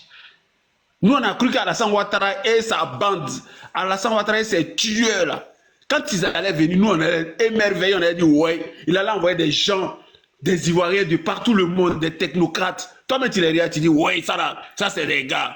Franchement, je doutais, mais vraiment, respect à Alassane Ouattara. Il prend ses nièces, il prend des bougnefiers, il prend la merde des Kandia Kamara, d'Adjoumani, que la merde. Mais comme lui-même, c'est un tocard. Est-ce que tu comprends? Donc, il ne peut prospérer que parmi les vauriens, la merde. Donc, les gars le voient comme un dieu. Pourtant, il est trop carrant. Le gars, il ne peut pas faire un discours intellectuel. C'est-à-dire qu'il ne peut pas parler sans papier à Alassane Ouattara. Il écrit un discours, dès qu'il sort de ça, là, il est perdu. C'est pas un intellectuel. C'est ça la vérité. Regarde le président Gbagbo, il parle, tout est agencé, tout est coordonné, il quitte d'un point A à un point B, tout est là, c'est waouh. C'est un intellectuel. Alassane Ouattara, c'est une pièce. En fait, je sais pas. C'est ça, c'est en une minute comme ça, on fait le tour de la parole. Et puis bon, il a laissé le soleil parler. Donc, c'est une catastrophe, mon frère. C'est les ramifications de la rébellion que tu es en train de voir. Donc, c'est dommage. Voilà. Et on n'a pas fini encore. On est ensemble. Ouais, les gars. Ouais, soleil. Oui, je suis là, les gars. Je suis là. Je suis un peu épuisé, mais ça va. Mais tu vas traîner si Je suis épuisé. Aujourd'hui, là, nauséeux, là. Vas-y. il y a eu une journée un peu beaucoup chargée. Il y a même des petits rapports que je n'ai pas finis. Je t'ai vu en live, et puis il y a Annie qui a donné le signal. Mais tu as déjà dit tout, hein, mais comme on doit parler, donc on s'efforce de parler. Moi, c'est sur un aspect des choses. Tu sais, quand ce monsieur que tu as mis en profil là, disait hier que Laurent Gbagbo était au pouvoir, Laurent Gbagbo avait détruit sa maison, on avait chassé du pays, comme a dit notre frère André Mathieu. Mais le monsieur dormait où? Il était presque dans un manoir au Mali, non? Il avait un manoir au Mali, un domaine, vaste domaine, où il partait. Moi, je voyais ses vidéos, hein, parce qu'il y a une dame qui m'a envoyé ça de Boaké. Il était dans une voiture, les anciennes voitures, là, les Renault 4, là. Il en a comme ça une de collection. Il partait en pleine ville de Bamako. Et puis, il faisait des concerts live. Quand on l'interrogeait dans les rues, il chantait seulement Gbagbo chasse les gens. Où veux-tu que j'aille? Président mal élu. Il faisait même des concerts presque gratuits, hein, du Mali, au Niger, dans ces pays de l'AES, là. Et il passait généralement par Kunto. Je ne sais pas si vous connaissez Kunto. Tu connais Kunto, Hans? Kunto n'est pas loin du Mali et de la Côte d'Ivoire. C'est chez Bruno Navani Koné. Donc, il passait par Kunto et puis il allait au dîner pour aller voir tous les chefs rebelles. En fait, tous les week-ends, chaque mois, quand il n'était pas en tournée, il partait galvaniser les troupes de la rébellion. Il partait leur monter le moral pour dire, ouais, c'est des gens qui se sont affirmés, fuis à lui de combattre Laurent Gbagbo. Or, alors que dans le domaine militaire, c'est significatif. Vous voyez, par exemple, que des méga stars américaines pouvaient faire des concerts à la veille du réveillon, par exemple en Irak, auprès des soldats américains pour dire que nous sommes avec vous. Ils partaient, ils mangent avec eux. Macron le fait, hein, chaque année. Macron doit peut-être rallier Djibouti ou bien le Sénégal quand le réveillon approche pour dire aux troupes françaises qu'il est avec eux et puis voilà, ils mangent avec eux, quoi. Ils font le mess ensemble. Le mess, c'est manger au restaurant des militaires. En fait, il fait ça pour montrer le moral aux militaires. Tiken Fakoli l'a fait pour la rébellion. Est-ce que vous l'avez vu quand la crise de l'AES a déclenché? Est-ce que vous l'avez vu un jour avec des militaires maliens abroger la même tenue pour dire des concerts qu'on avait avec vous pour lutter contre le terrorisme? Il n'a pas fait. Pas du tout. Et aujourd'hui, celui qui chantait à l'époque, quand nous serons unis, nous serons forts, comme les Royaumes-Unis, comme les États-Unis. Et je dis, il s'assoit à la télé, puis il dit, avec il a un riz Nako, hein, quand tu joues la vidéo qu'il a fait sortir. C'était un riz plus que Nako, quoi. Il disait, oui, il pense qu'ils sont réunis, pour moi, c'est en réalité, pour ne pas qu'il y ait des élections chez eux. Vous voyez, il se moque de ce peuple-là. Moi, c'est ce qui m'intrigue un peu. Comme les gens disent qu'aujourd'hui, nous, on est devenus fanatiques des pays de l'AES, mais ce qu'on veut, on veut dire, ce que nous, on veut dire, par exemple, c'est le chien a beau être un chien de race, mais il a toujours sa manière de s'asseoir, quoi. Ça ne change pas. Tikenga a beau chasser le renturé, il revient au galop. C'est des gens qui se disaient hier qu'on disait qu'ils étaient étrangers. Ces pays qui leur ont donné tout ce qu'il faut leur donner. Parce que lui, Tikenga Fakoli, je ne sais pas si vous avez vu sa vidéo où il était avec Kone Zakaria. En fait, quand Kone Zakaria était au Mali, où il recevait les 25 millions d'Alassane Draman Ouattara, mais il était chez Tikenga, il était hébergé chez Tikenga. Parce que Tikenga est son cousin. Il recevait les rebelles, lui, il savait quel coup il se préparait. Et c'est pour ça qu'il est venu voir et Kone Zakaria pour dire, moi je le connais, mais ce n'est pas là où je le connais, je n'ai pas envie de vous tout dire. Mais il était le tuteur de Kone Zakaria au Mali, quand il était pour se former, pour venir déstabiliser la Côte d'Ivoire. Donc ce monsieur Hans, il a parti pris pour la rébellion depuis belle lurette, il a parti pris pour Alassane Draman Ouattara, les choses ne vont pas changer. Raison pour laquelle aujourd'hui, les micros sont silencieux. Moi, je l'ai vu l'année dernière, il était venu à un festival chez moi ici, à Saint-Nazaire, et cette année, je ne pense pas qu'il va venir, mais s'il vient, et l'année dernière, il y a Magic System qui était à côté de moi ici, mais cette année, je vais demander aux organisateurs, quand il sera là, je vais écrire une pancarte pour dire, en réalité, c'est un traître. Je ferai tout pour être devant le conseil. C'est ce que je promets cette année de faire comme ma bataille, quoi. Voilà. Je l'attends cette année en France ici, quand il va chanter, je vais lui demander, mais quand il a dit on sera unis là, on sera fort là, tu ne chantes plus ça aujourd'hui dans l'Europe. Alpha Blondy aussi ne chante plus armée française, allez-vous-en, quoi. Je vais lui demander ça avant que je ne meure un jour. Merci Hans, et puis voilà, c'était mon intervention, parce que voilà, on est un peu épuisé, hein. On est un peu épuisé. Il y a une question pour toi, Soleil. Toi et Haïlé, là. Haïlé, ouvre ton micro. C'est quoi vous cherchez? Qu'est-ce que vous cherchez à démontrer? C'est quoi? Vous faites quel débat contradictoire vous faites? Je ne sais pas. Non. Mais avant ta question là, pourquoi le monsieur va aller dormir? Soleil, Soleil, ton dernier direct que tu as fait aujourd'hui avec ta veste et puis ta chemise bleue là, faut fermer tes cols là, hein. Et puis faut fermer tes trucs, que nos femmes sont sur la toile ici, hein. Faut fermer, hein, ça c'est la première, la dernière fois. Sinon, la première, la dernière fois, tu ouvres ta poitrine, tu crois que on est venu dans un combat, on n'est pas venu pour faire joli garçon ici. D'accord? Que ça soit la première, la dernière fois. Ici, je te vois ouvrir ta poitrine là. Tu vas voir. Je m'arrête là. Je ne ferai plus ça, c'est parce qu'il était en télétravail, donc il y avait une petite conférence vidéo, c'est pour ça. Désolé, il n'a plus fait ça, c'est compris, c'est compris. Je vais répondre à la question de Hans et en même temps intervenir aussi sur le sujet, sur notre cher ami Tikenga Fakoli.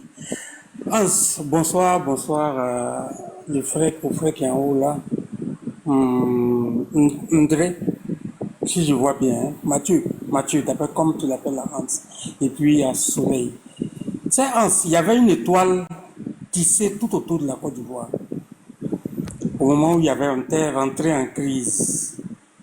Une étoile, mais assez complexe, qui partait d'artistes comme Tikenja, Alpha Blondy, à nos voisins. Être dans la vérité ne veut pas dire que tu vas avoir la victoire. Le mensonge peut passer, hein. Si tu ne parles pas, tu peux être assis dans la vérité, le mensonge va passer devant toi. Non, ce que tu dis là, attends, tout à l'heure quand je suis intervenu là, qu'est-ce qu'ils ont dit? Ah, lui là, il raconte quoi, machin. Mais bon, au moment où nous on montait, tout ce monde-là n'était pas là. C'était les cocolas et autres qui étaient là. Ils ont pris le dessus parce qu'il y avait une toile qu'ils ont dressée. Nous, on était dans la sincérité Mais on se disait que la vérité n'a pas de besoin d'être défendue, elle va toujours attraper le mensonge. Mais on s'est rendu compte de quoi? Le mensonge a fait son effet avec le temps. Aujourd'hui, il commence à ouvrir les yeux. C'est pour cela que j'apprécie beaucoup l'opposition ivoirienne en général, surtout le groupe pro-Bago, là. Tout ce qui est PPACI est pro. Mais il y a tellement de jeunes, ceux-là, ils ne sont pas payés. Tout ce monde-là, qui va enlever l'argent où pour payer, c'est pas combien de panels ils ont. Est-ce que RHDP a un nombre aussi important de panels? Ils n'ont pas. C'est vrai que ça peut sembler redondant de répéter certaines choses. Mais 2002 à aujourd'hui, là, ça nous fait dans les 24 ans.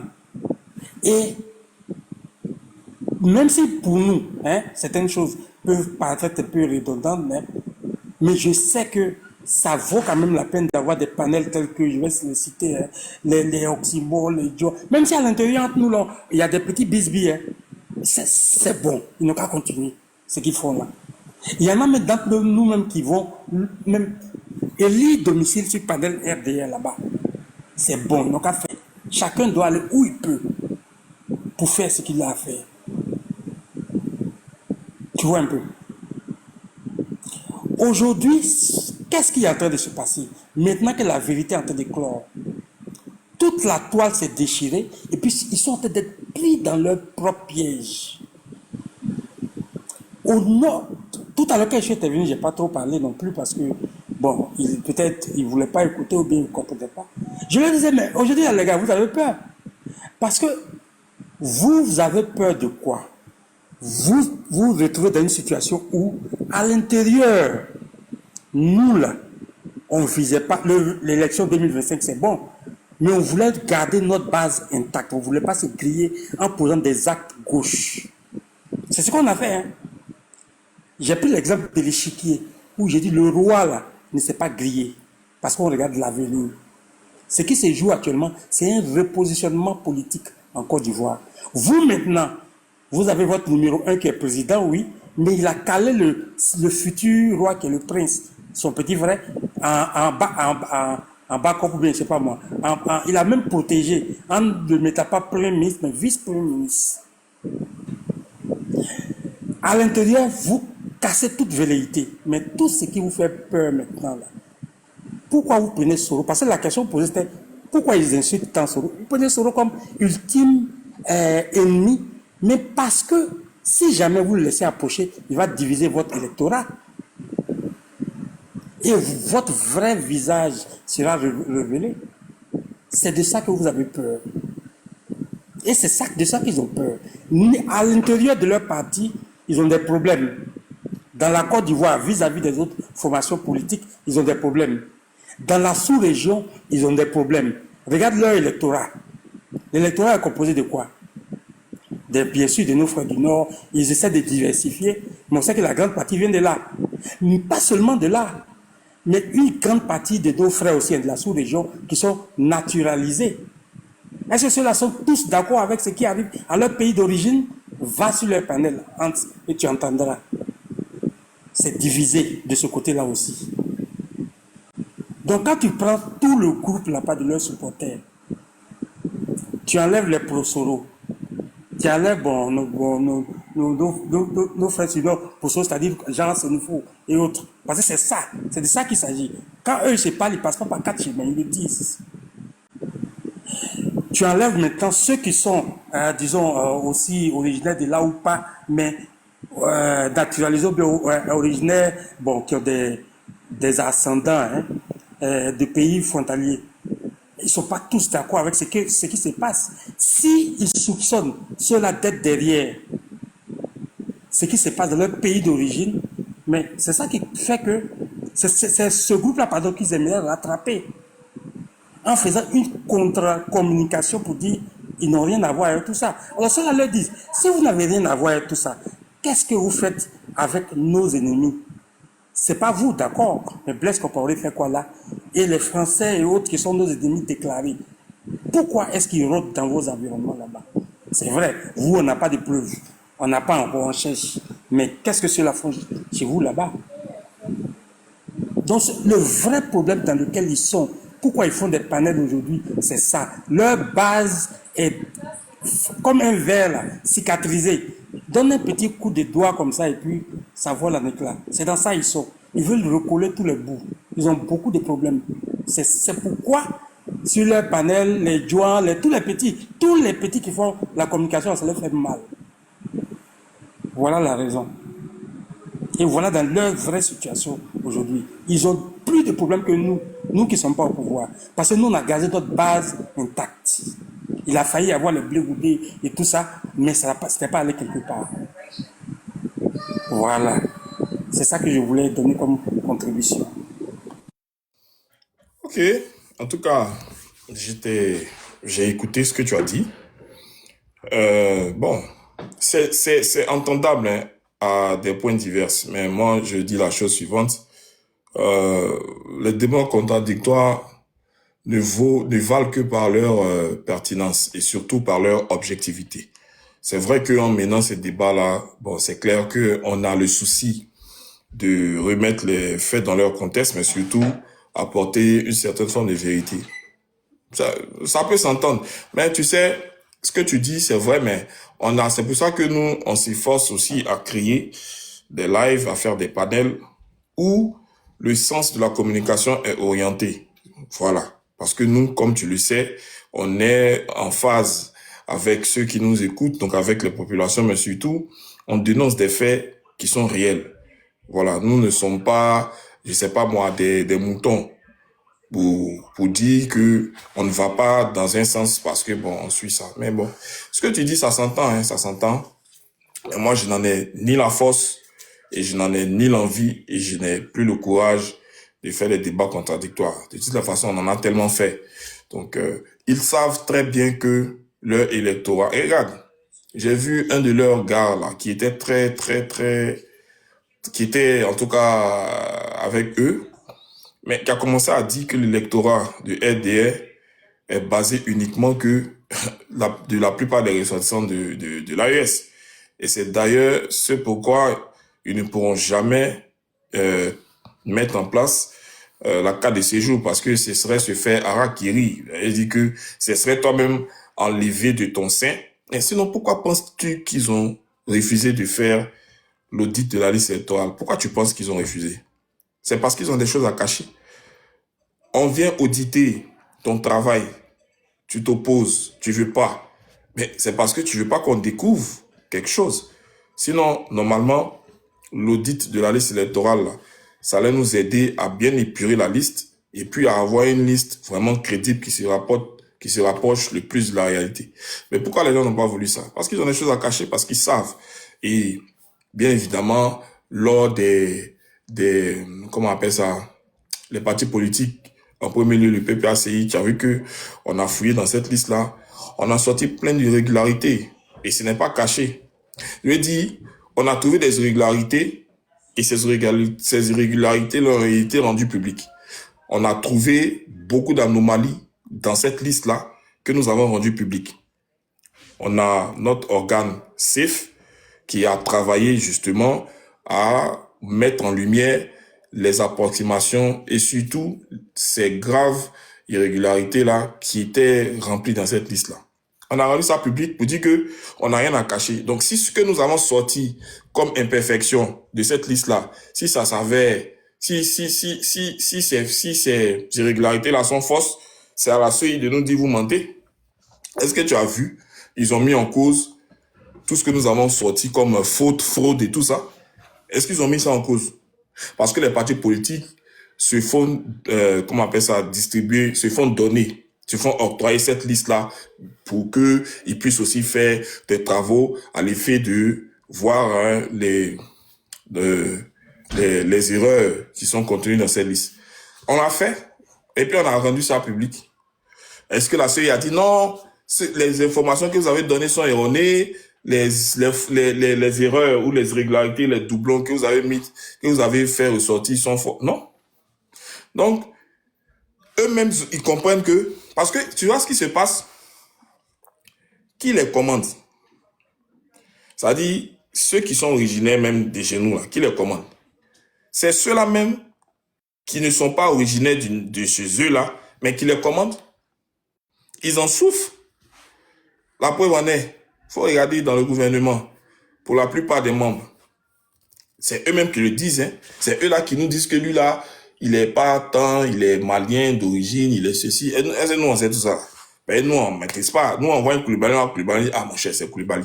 Mais eux, ils savent qui est Koulibaly de là-bas, qui est Koulibaly d'ici.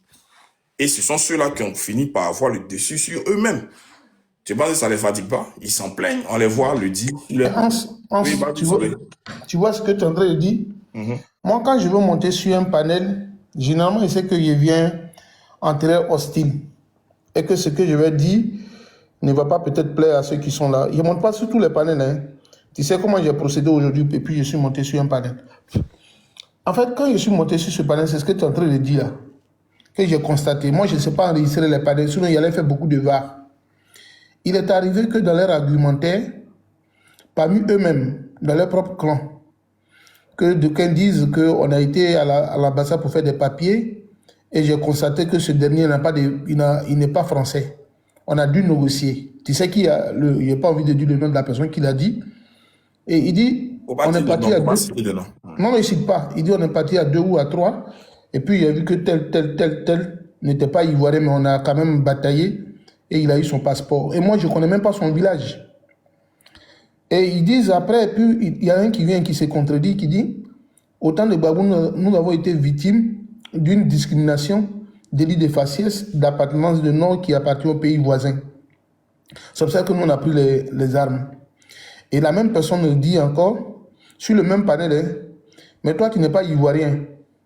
Donc finalement, moi, je prends la parole pour dire, mais en la réalité, si nous autres, on se révolte aujourd'hui, c'est que c'est vous qui avez traité, vous avez dit qu'on vous a traité hier d'étrangers. Vous les mêmes encore, vous traitez les autres d'étrangers. Donc, de tout, on veut se justifier, ça va envoyer une nouvelle rébellion. Vous avez dit que vous avez été exclu. Moi, mon candidat a été exclu. Comment vous voulez que je sois patriote? Non, tu vois, c'est souvent ce genre de choses que tu attends sur des panels, et puis tu viens, tu montes aussi pour parler quoi, de l'indignité, de la manière dont on fait la politique. Et même lui, Kokora, il peut le citer parce que lui et moi, on parle ouvertement. Il a dit une chose, il dit, et moi j'ai dit, les gens mangent leur vomi. Tu sais, quand il parle de vomi, tu sais ce qu'il veut dire. Les gens finissent de dire qu'Alassane est comme ça. Et après, il dit, non, on s'est trompé, mais ce qu'on disait hier dans l'opposition, c'était faux. On nous a mis la parole dans la bouche, comme ils ont l'habitude de le dire. Et puis Kokora reprend la parole, et puis il dit, oui, c'est que tout le monde mange leur vomi. Il dit, non, on ne peut pas comparer. Il dit, mais les gens de Babou l'insultent aujourd'hui. Il dit, non, c'est pas pareil.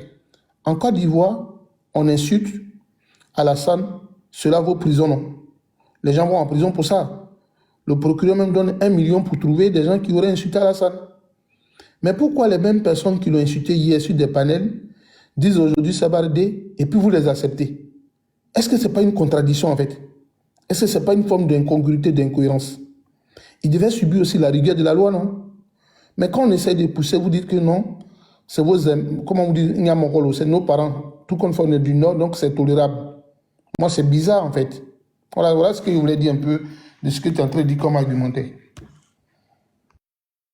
Ouais, tu as parfaitement raison.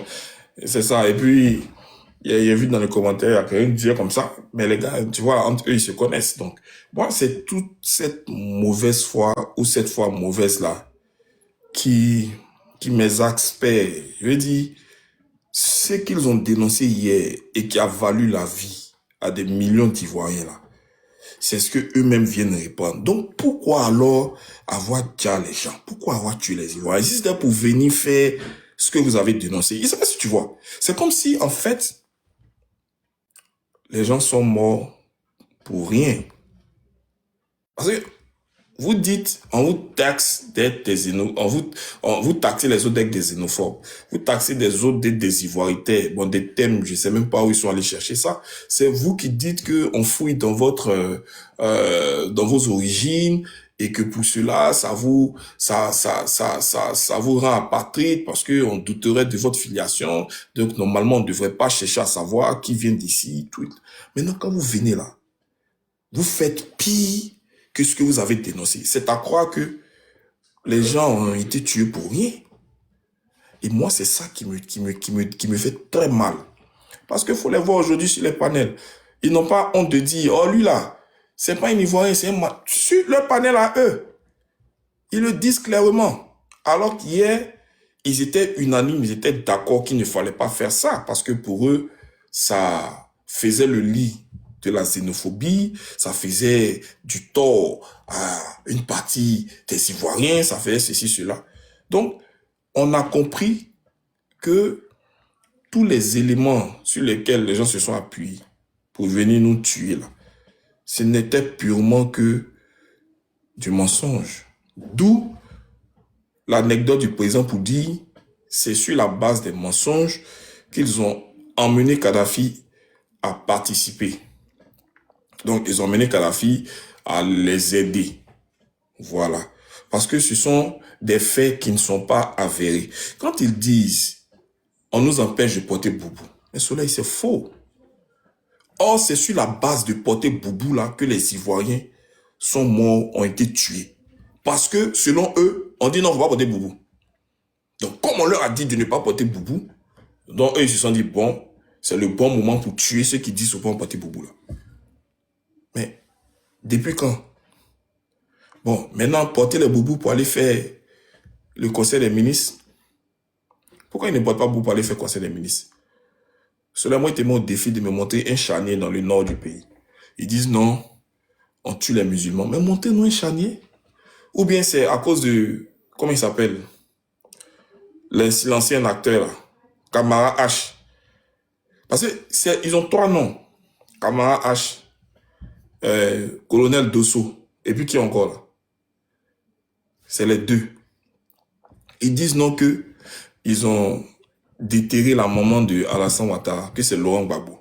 Il dit mais les preuves là, vous ne les avez pas? Ouais, Dakouri, ouais, oui, mais lui n'est pas du Nord. Les preuves là, vous ne les avez pas? Il dit non, mais comme c'est Laurent Gbagbo, il dit ok. Ils ont déterré, ils ont enlevé la tête de Mamadou Ben Soumao sous Ouattara. Il y a eu plein de tombes qui ont été, comment on appelle ça, profanées. Je veux dire, c'est des éléments. Est-ce que c'est pour ça? Quelqu'un dit, ben non, ils ont déterré l'armement. Donc c'est pour ça que les gens doivent mourir. Donc c'est pour ça qu'ils ont tué. Donc à cause du Kamara H, il y a eu, parce que moi j'ai mis au défi, de 2002 à 2010, il y a eu combien de morts? On ne sait pas. Jusqu'à aujourd'hui, on ne sait pas. Parce qu'il faut bien qu'on fasse ce point-là aussi. Quand les gens sont venus attaquer là, la moitié nord du pays, ils ont occupé. Les incursions qu'ils ont faites dans les villes. En 2010, ils sont descendus. Les Apollo leur ont donné l'accès à l'école de Toogui. Il y a des jeunes gendarmes qui sont tombés là-bas. Ceux qui ont essayé de résister se sont fait abattre. Dans leur descente sur Abidjan, vous avez vu ce qui s'est passé dans les villes qu'ils ont récupérées. Mais qui fait le point de ça? Faites-nous le point aussi de ça. Il y a eu combien d'Ivoiriens qui ont perdu la vie suite à ça? Pourquoi ça, on ne sait pas. Mais tout ça a eu lieu, pourquoi? Parce qu'ils ont tué Kamara H. Moi, je veux savoir. Parce qu'ils ont tué Kamara H. Montrez-nous. Non, parce qu'ils ont dit à Kadhafi, on tue les musulmans. Montrez-nous le charnier au nord de la Côte d'Ivoire. Moi, je veux savoir.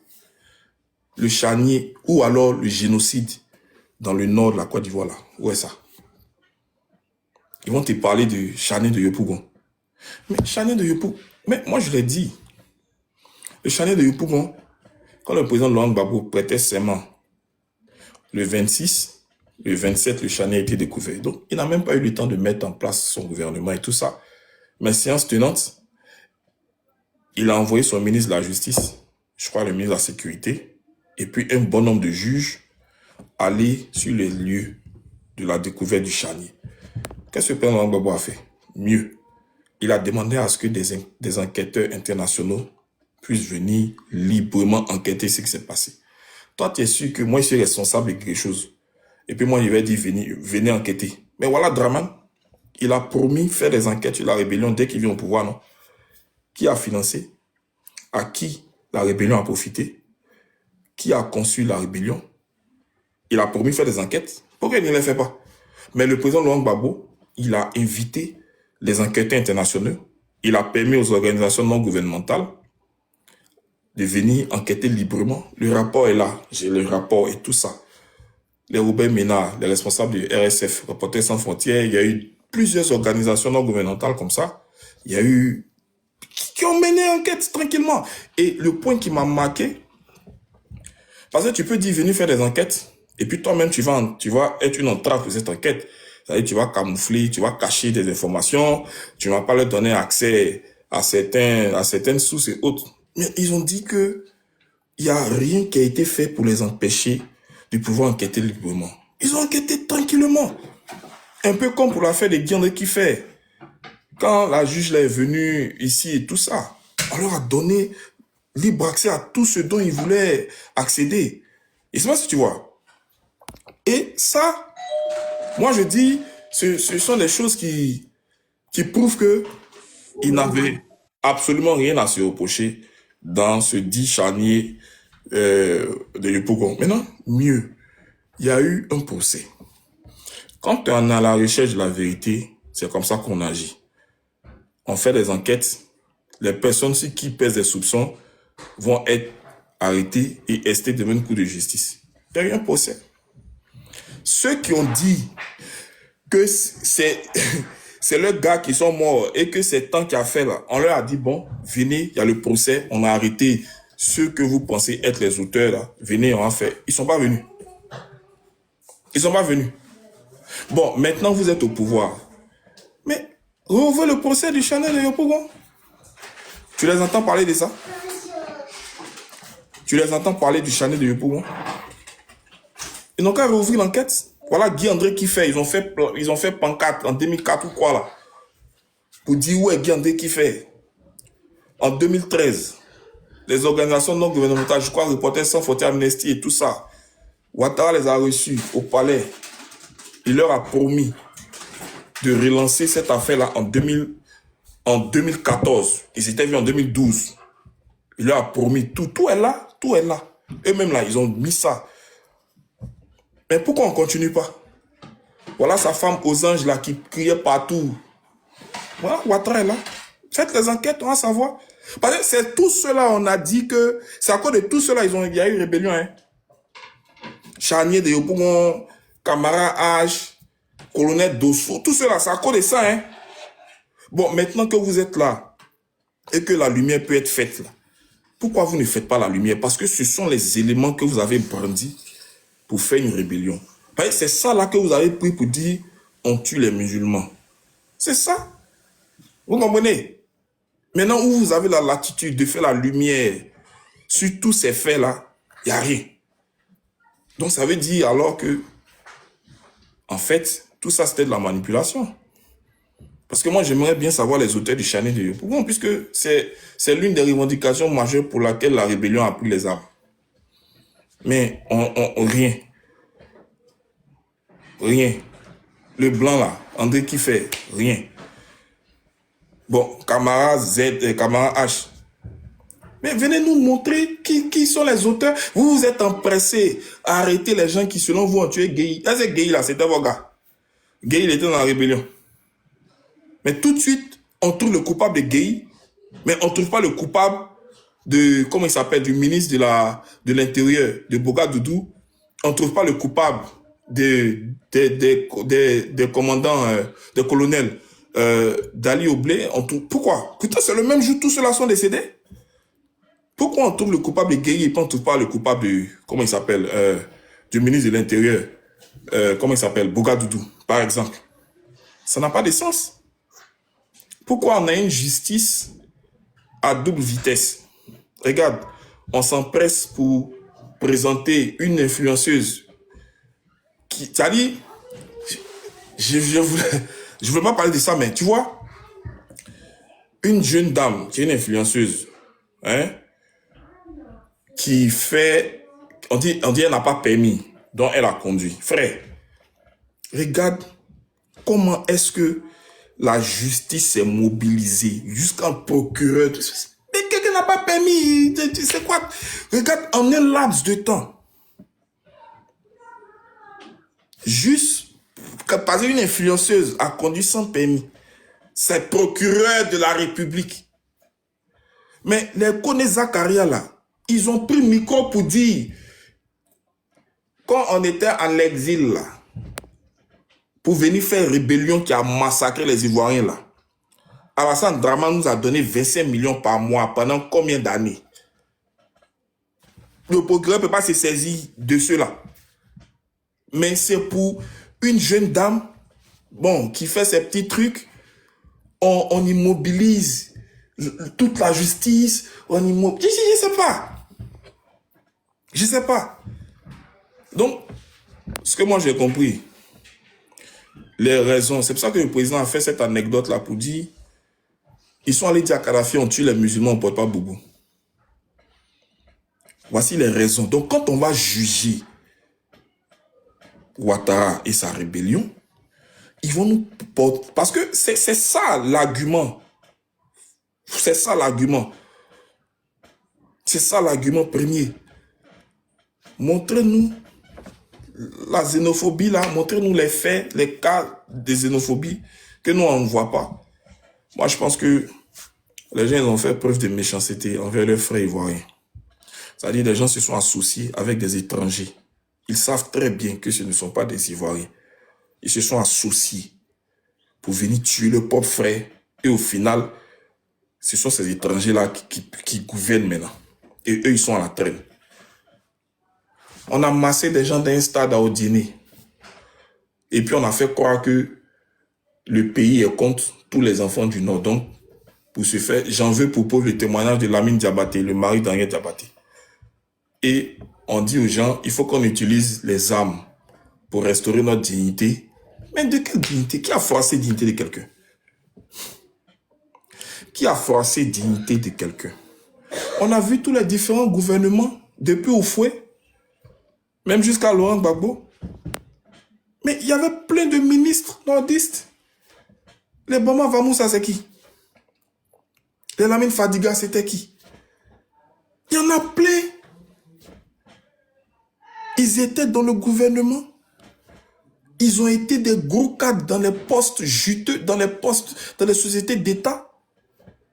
S'ils prennent tout ce qu'ils gagnent, Lamine Fadiga lui-même n'était pas ministre. Il n'était pas ministre. Bala Keïta. Les Bala Keïta et tout ça. Pourquoi vous ne prenez pas les fonds, les sous que vous avez pour investir dans vos régions? Mais vous venez dans la partie sud, vous faites des investissements massifs et puis vous faites croire que c'est le gouvernement qui priorise le développement dans les parties sud au détriment du nord. C'est pas vrai. C'est pas vrai. Parce que si c'était vrai, pendant que vous êtes au pouvoir, mais nous autres, là, on allait aller chercher travail à Korogo, à Bundiali, à Fekese-Dougou. Tant les gens allaient mettre les usines là-bas, le développement. Voilà une usine de riz. Depuis 2018, les gens ont fait inauguration, ça n'a jamais poussé. On a vu la population de Déné qui sont sortis, malgré elles. Mais pour se plaindre, pour dire, mais non, c'est abusé quand même. Ah, vous aussi. Même si on dit.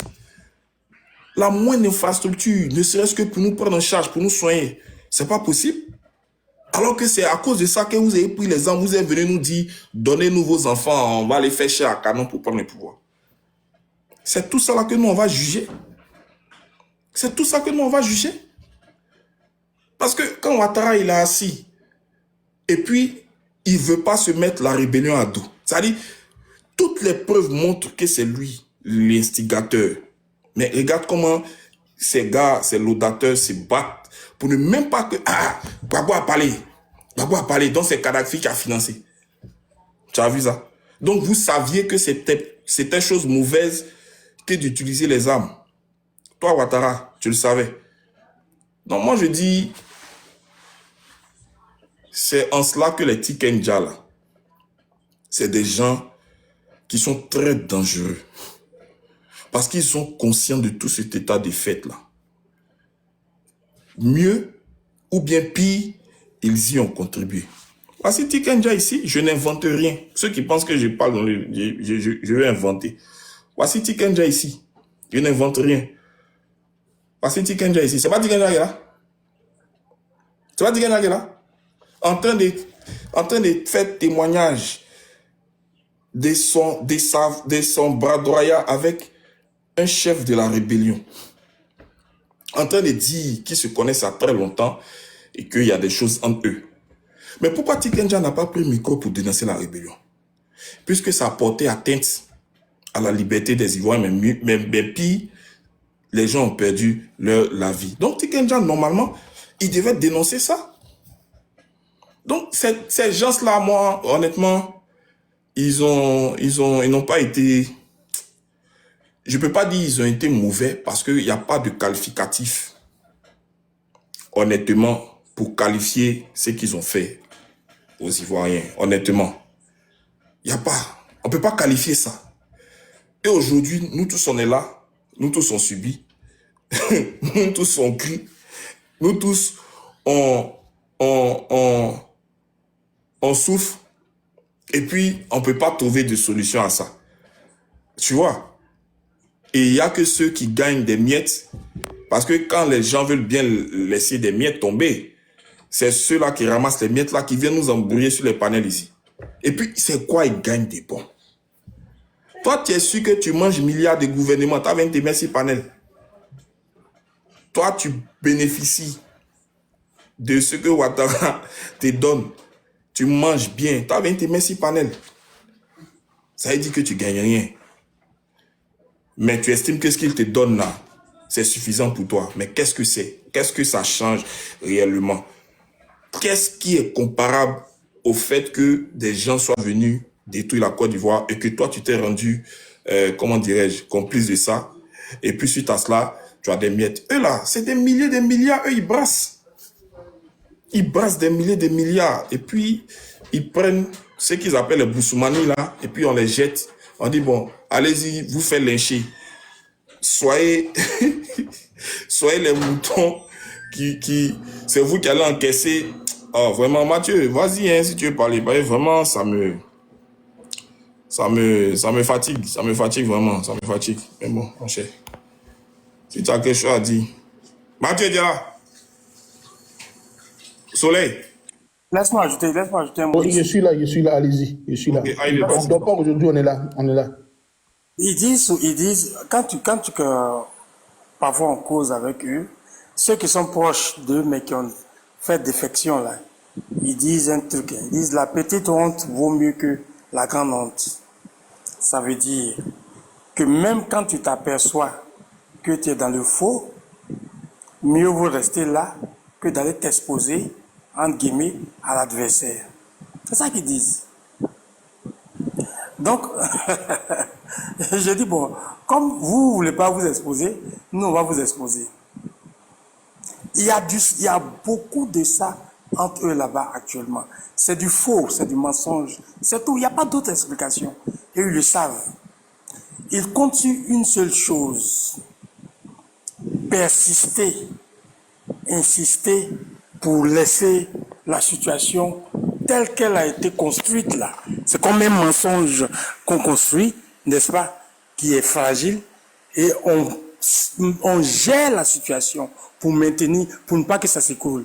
C'est dans ça qu'ils sont. Mais il faut reconnaître que par le passé, on a peut-être naïvement pensé que oh, ça va, les gens comprendront. Mais aujourd'hui, là, eux-mêmes, ils se rendent compte, ils sont submergés et ils sont épuisés.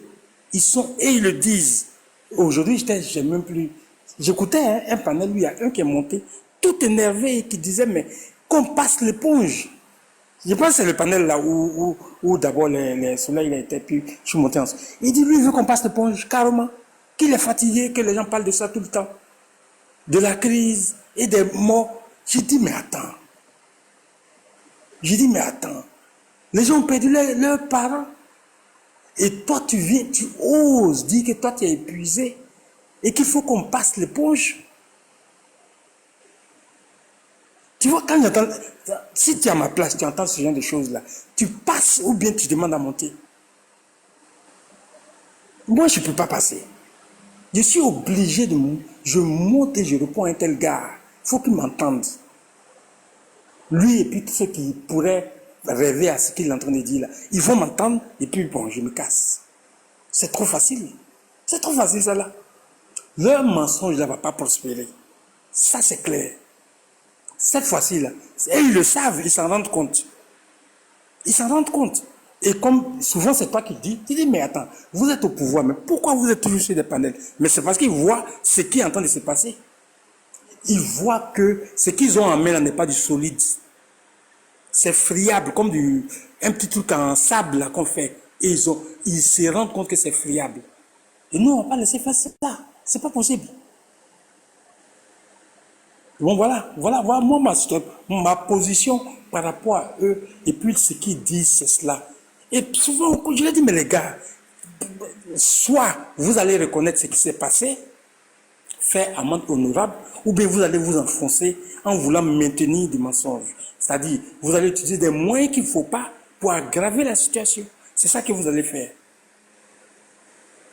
Et ils ne contredisent pas ça, ils savent que c'est la vérité. Voilà un peu, voilà la situation en France. C'est compliqué, mais c'est comme ça. Et Dieu merci. Je ne sais même pas d'où. Je sais pas, il a dit nous, hein, on tire notre force là. Je ne sais pas ce qui nous guide. Peut-être la vérité. Quand tu sens une grande injustice, de l'intérieur, personne ne te paye, et puis tu es là, et puis tu y vas. Chaque jour, tu te connectes, tu fais ce que tu dois faire, tu descends, quand tu as un bout de temps, tu remontes, etc. Peut-être c'est ça, notre carburant. Mais ce carburant, d'où que ça vienne, vraiment, je remercie Dieu que tous ces gars-là, vous tous, nous tous là, on est cette énergie-là. Des gens qu'on ne paye même pas. Voilà un peu.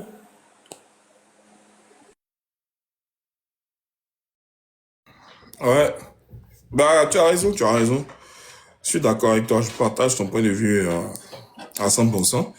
Et moi, je dis, je prends pour exemple l'anecdote du président Laurent Gbagbo quand il a dit que bon, Kadhafi a sorti un peu les sous pour les aider et tout ça. Tu vois comment eux tous ils se sont agrippés à cette anecdote-là pour blanchir Alassane Ouattara. Le seul sentiment que ça remonte à la surface, c'est que les gens, ils sont gagnés par la peur. Tu vois, ils sont conscients qu'il y aura un retour de bâton. Ils sont conscients que la vérité doit être sûre tôt ou tard quant à tout ce qui s'est passé. Sinon, je pense qu'ils sont pas fous pour savoir que Kadhafi n'est pas le père de la rébellion et que Kadhafi ne pourrait pas être celui-là qui allait être le principal financier d'une rébellion. Kadhafi, il a financé des gens qui ont dit pouvoir se battre contre les attaques des musulmans et contre le fait qu'ils ne portent pas de boubou. Voilà. Et puis, je lui ai dit, avec les différents témoignages ça et là, surtout des acteurs clés de la rébellion, tout le monde est conscient que c'est pas c'est pas Kadhafi qui est. Mais tu vois, ils se sont saisis de ça, ils ont plongé là-dessus pour dire ah enfin, c'est ce qu'on disait là. Donc Laurent Gbagbo lui il savait depuis, tu vois, parce que ils sont gagnés par la peur, la frénésie, ils sont en état, pour moi ils sont comme en état de désespoir. Voilà, ils sont permanemment désespérés parce qu'ils voient que tôt ou tard, ils seront rattrapés. Et comme tu le dis, c'est vraiment trop lourd à porter. Et c'est pour ça qu'il ne faut pas cesser de remettre ça sur la table à chaque fois. Parce que ça les agace à un point où tu vas voir qu'ils ont fini par craquer. Ça les agace à un haut point. La lutte n'est pas forcément armée. Voilà, nous, il y a beaucoup de formes de lutte et nous qui croyons foncièrement à la démocratie, nous qui croyons que on peut faire valoir sa raison autrement, le simple fait de marteler à chaque fois, de faire entendre, de chercher la vérité, à dire les choses telles qu'elles ont été, à situer les responsabilités, à toujours appuyer là-dessus, ça les perturbe, ça les dérange à un haut point parce que tout ce qu'ils souhaiteraient, c'est qu'on passe là-dessus. C'est-à-dire quoi? C'est qu'on remette le compte à zéro. Pour eux, c'est de dire, bon, ce qui est passé. C'est vrai, on a connu des travers, on a connu ci, mais bon, on est dans une nouvelle Côte d'Ivoire. Faudrait plus qu'on revienne sur ces fêtes-là. Et puis, voilà. Le dossier est fermé. En fait, c'est le plus grand espoir qu'il a. Mais personne ne veut tourner la page. Ouais, vas-y. C'est le style Blé Goudé, ça. Ils ne disent même pas qu'il a commis des travers. Ils ne veulent rien reconnaître. Soit ils n'ont rien fait, soit c'est justifié, soit c'est Soro, et non eux, personne. Le problème, c'est ça. Mais parce que... Ils veulent forcer. Mais parce que tu vas rendre compte. En fait, c'est pour ça que je suis en train de dire, ils savent que tôt ou tard, quel que soit le temps, quelle que soit la durée. Regarde, en Afrique du Sud, l'ANC, 82 ans de lutte. Mais les tenants du pouvoir, tous ceux qui ont fait souffrir les Sud-Africains, en tout cas ceux qui ont été les auteurs de la ségrégation, là, à un moment donné, ça les a rattrapés. Ça va prendre le temps, mais ils savent que ça vient vers eux, en fait. C'est indéniable. Donc, ils peuvent nier, ils peuvent essayer de se laver de ça, ils peuvent s'accrocher aux anecdotes du président, pensant que ça les réhabilite, tout ça. Mais ils savent qu'en faisant ça, ils se baissent eux-mêmes d'illusions. Voilà. C'est très utopique de penser qu'ils ne vont pas répondre. Surtout Ouattara, qui est le père, qui est le maestro. Tu vois? Et Parce qu'il veut des gens comme Blé Goudé. Quand tu attends Blé Goudé, ah, moi je pardonne, tout est derrière, on n'a qu'à, voilà. c'est ça, c'est ça. Et le président Gbagbo a dit, ah non, moi je ne parle pas comme Blé Goudé. Moi je demande qu'il y ait justice. On doit situer les responsabilités, comme tu le dis. Qui a fait quoi? Donc la question principale, qui a gagné les élections en 2010-2011? Parce que c'est là qui est le vrai problème. C'est celui qui n'a pas gagné, c'est lui-là qui a envoyé les troubles. Et ça semble logique. C'est tellement clair. C'est comme une vérité, elle est pure, elle est simple. Elle se dit aisément. Donc, qui a gagné les élections? Parce que si c'est pas Ouattara qui a gagné les élections, et c'est lui qui n'a pas gagné les élections, donc c'est lui qui a envoyé les troubles.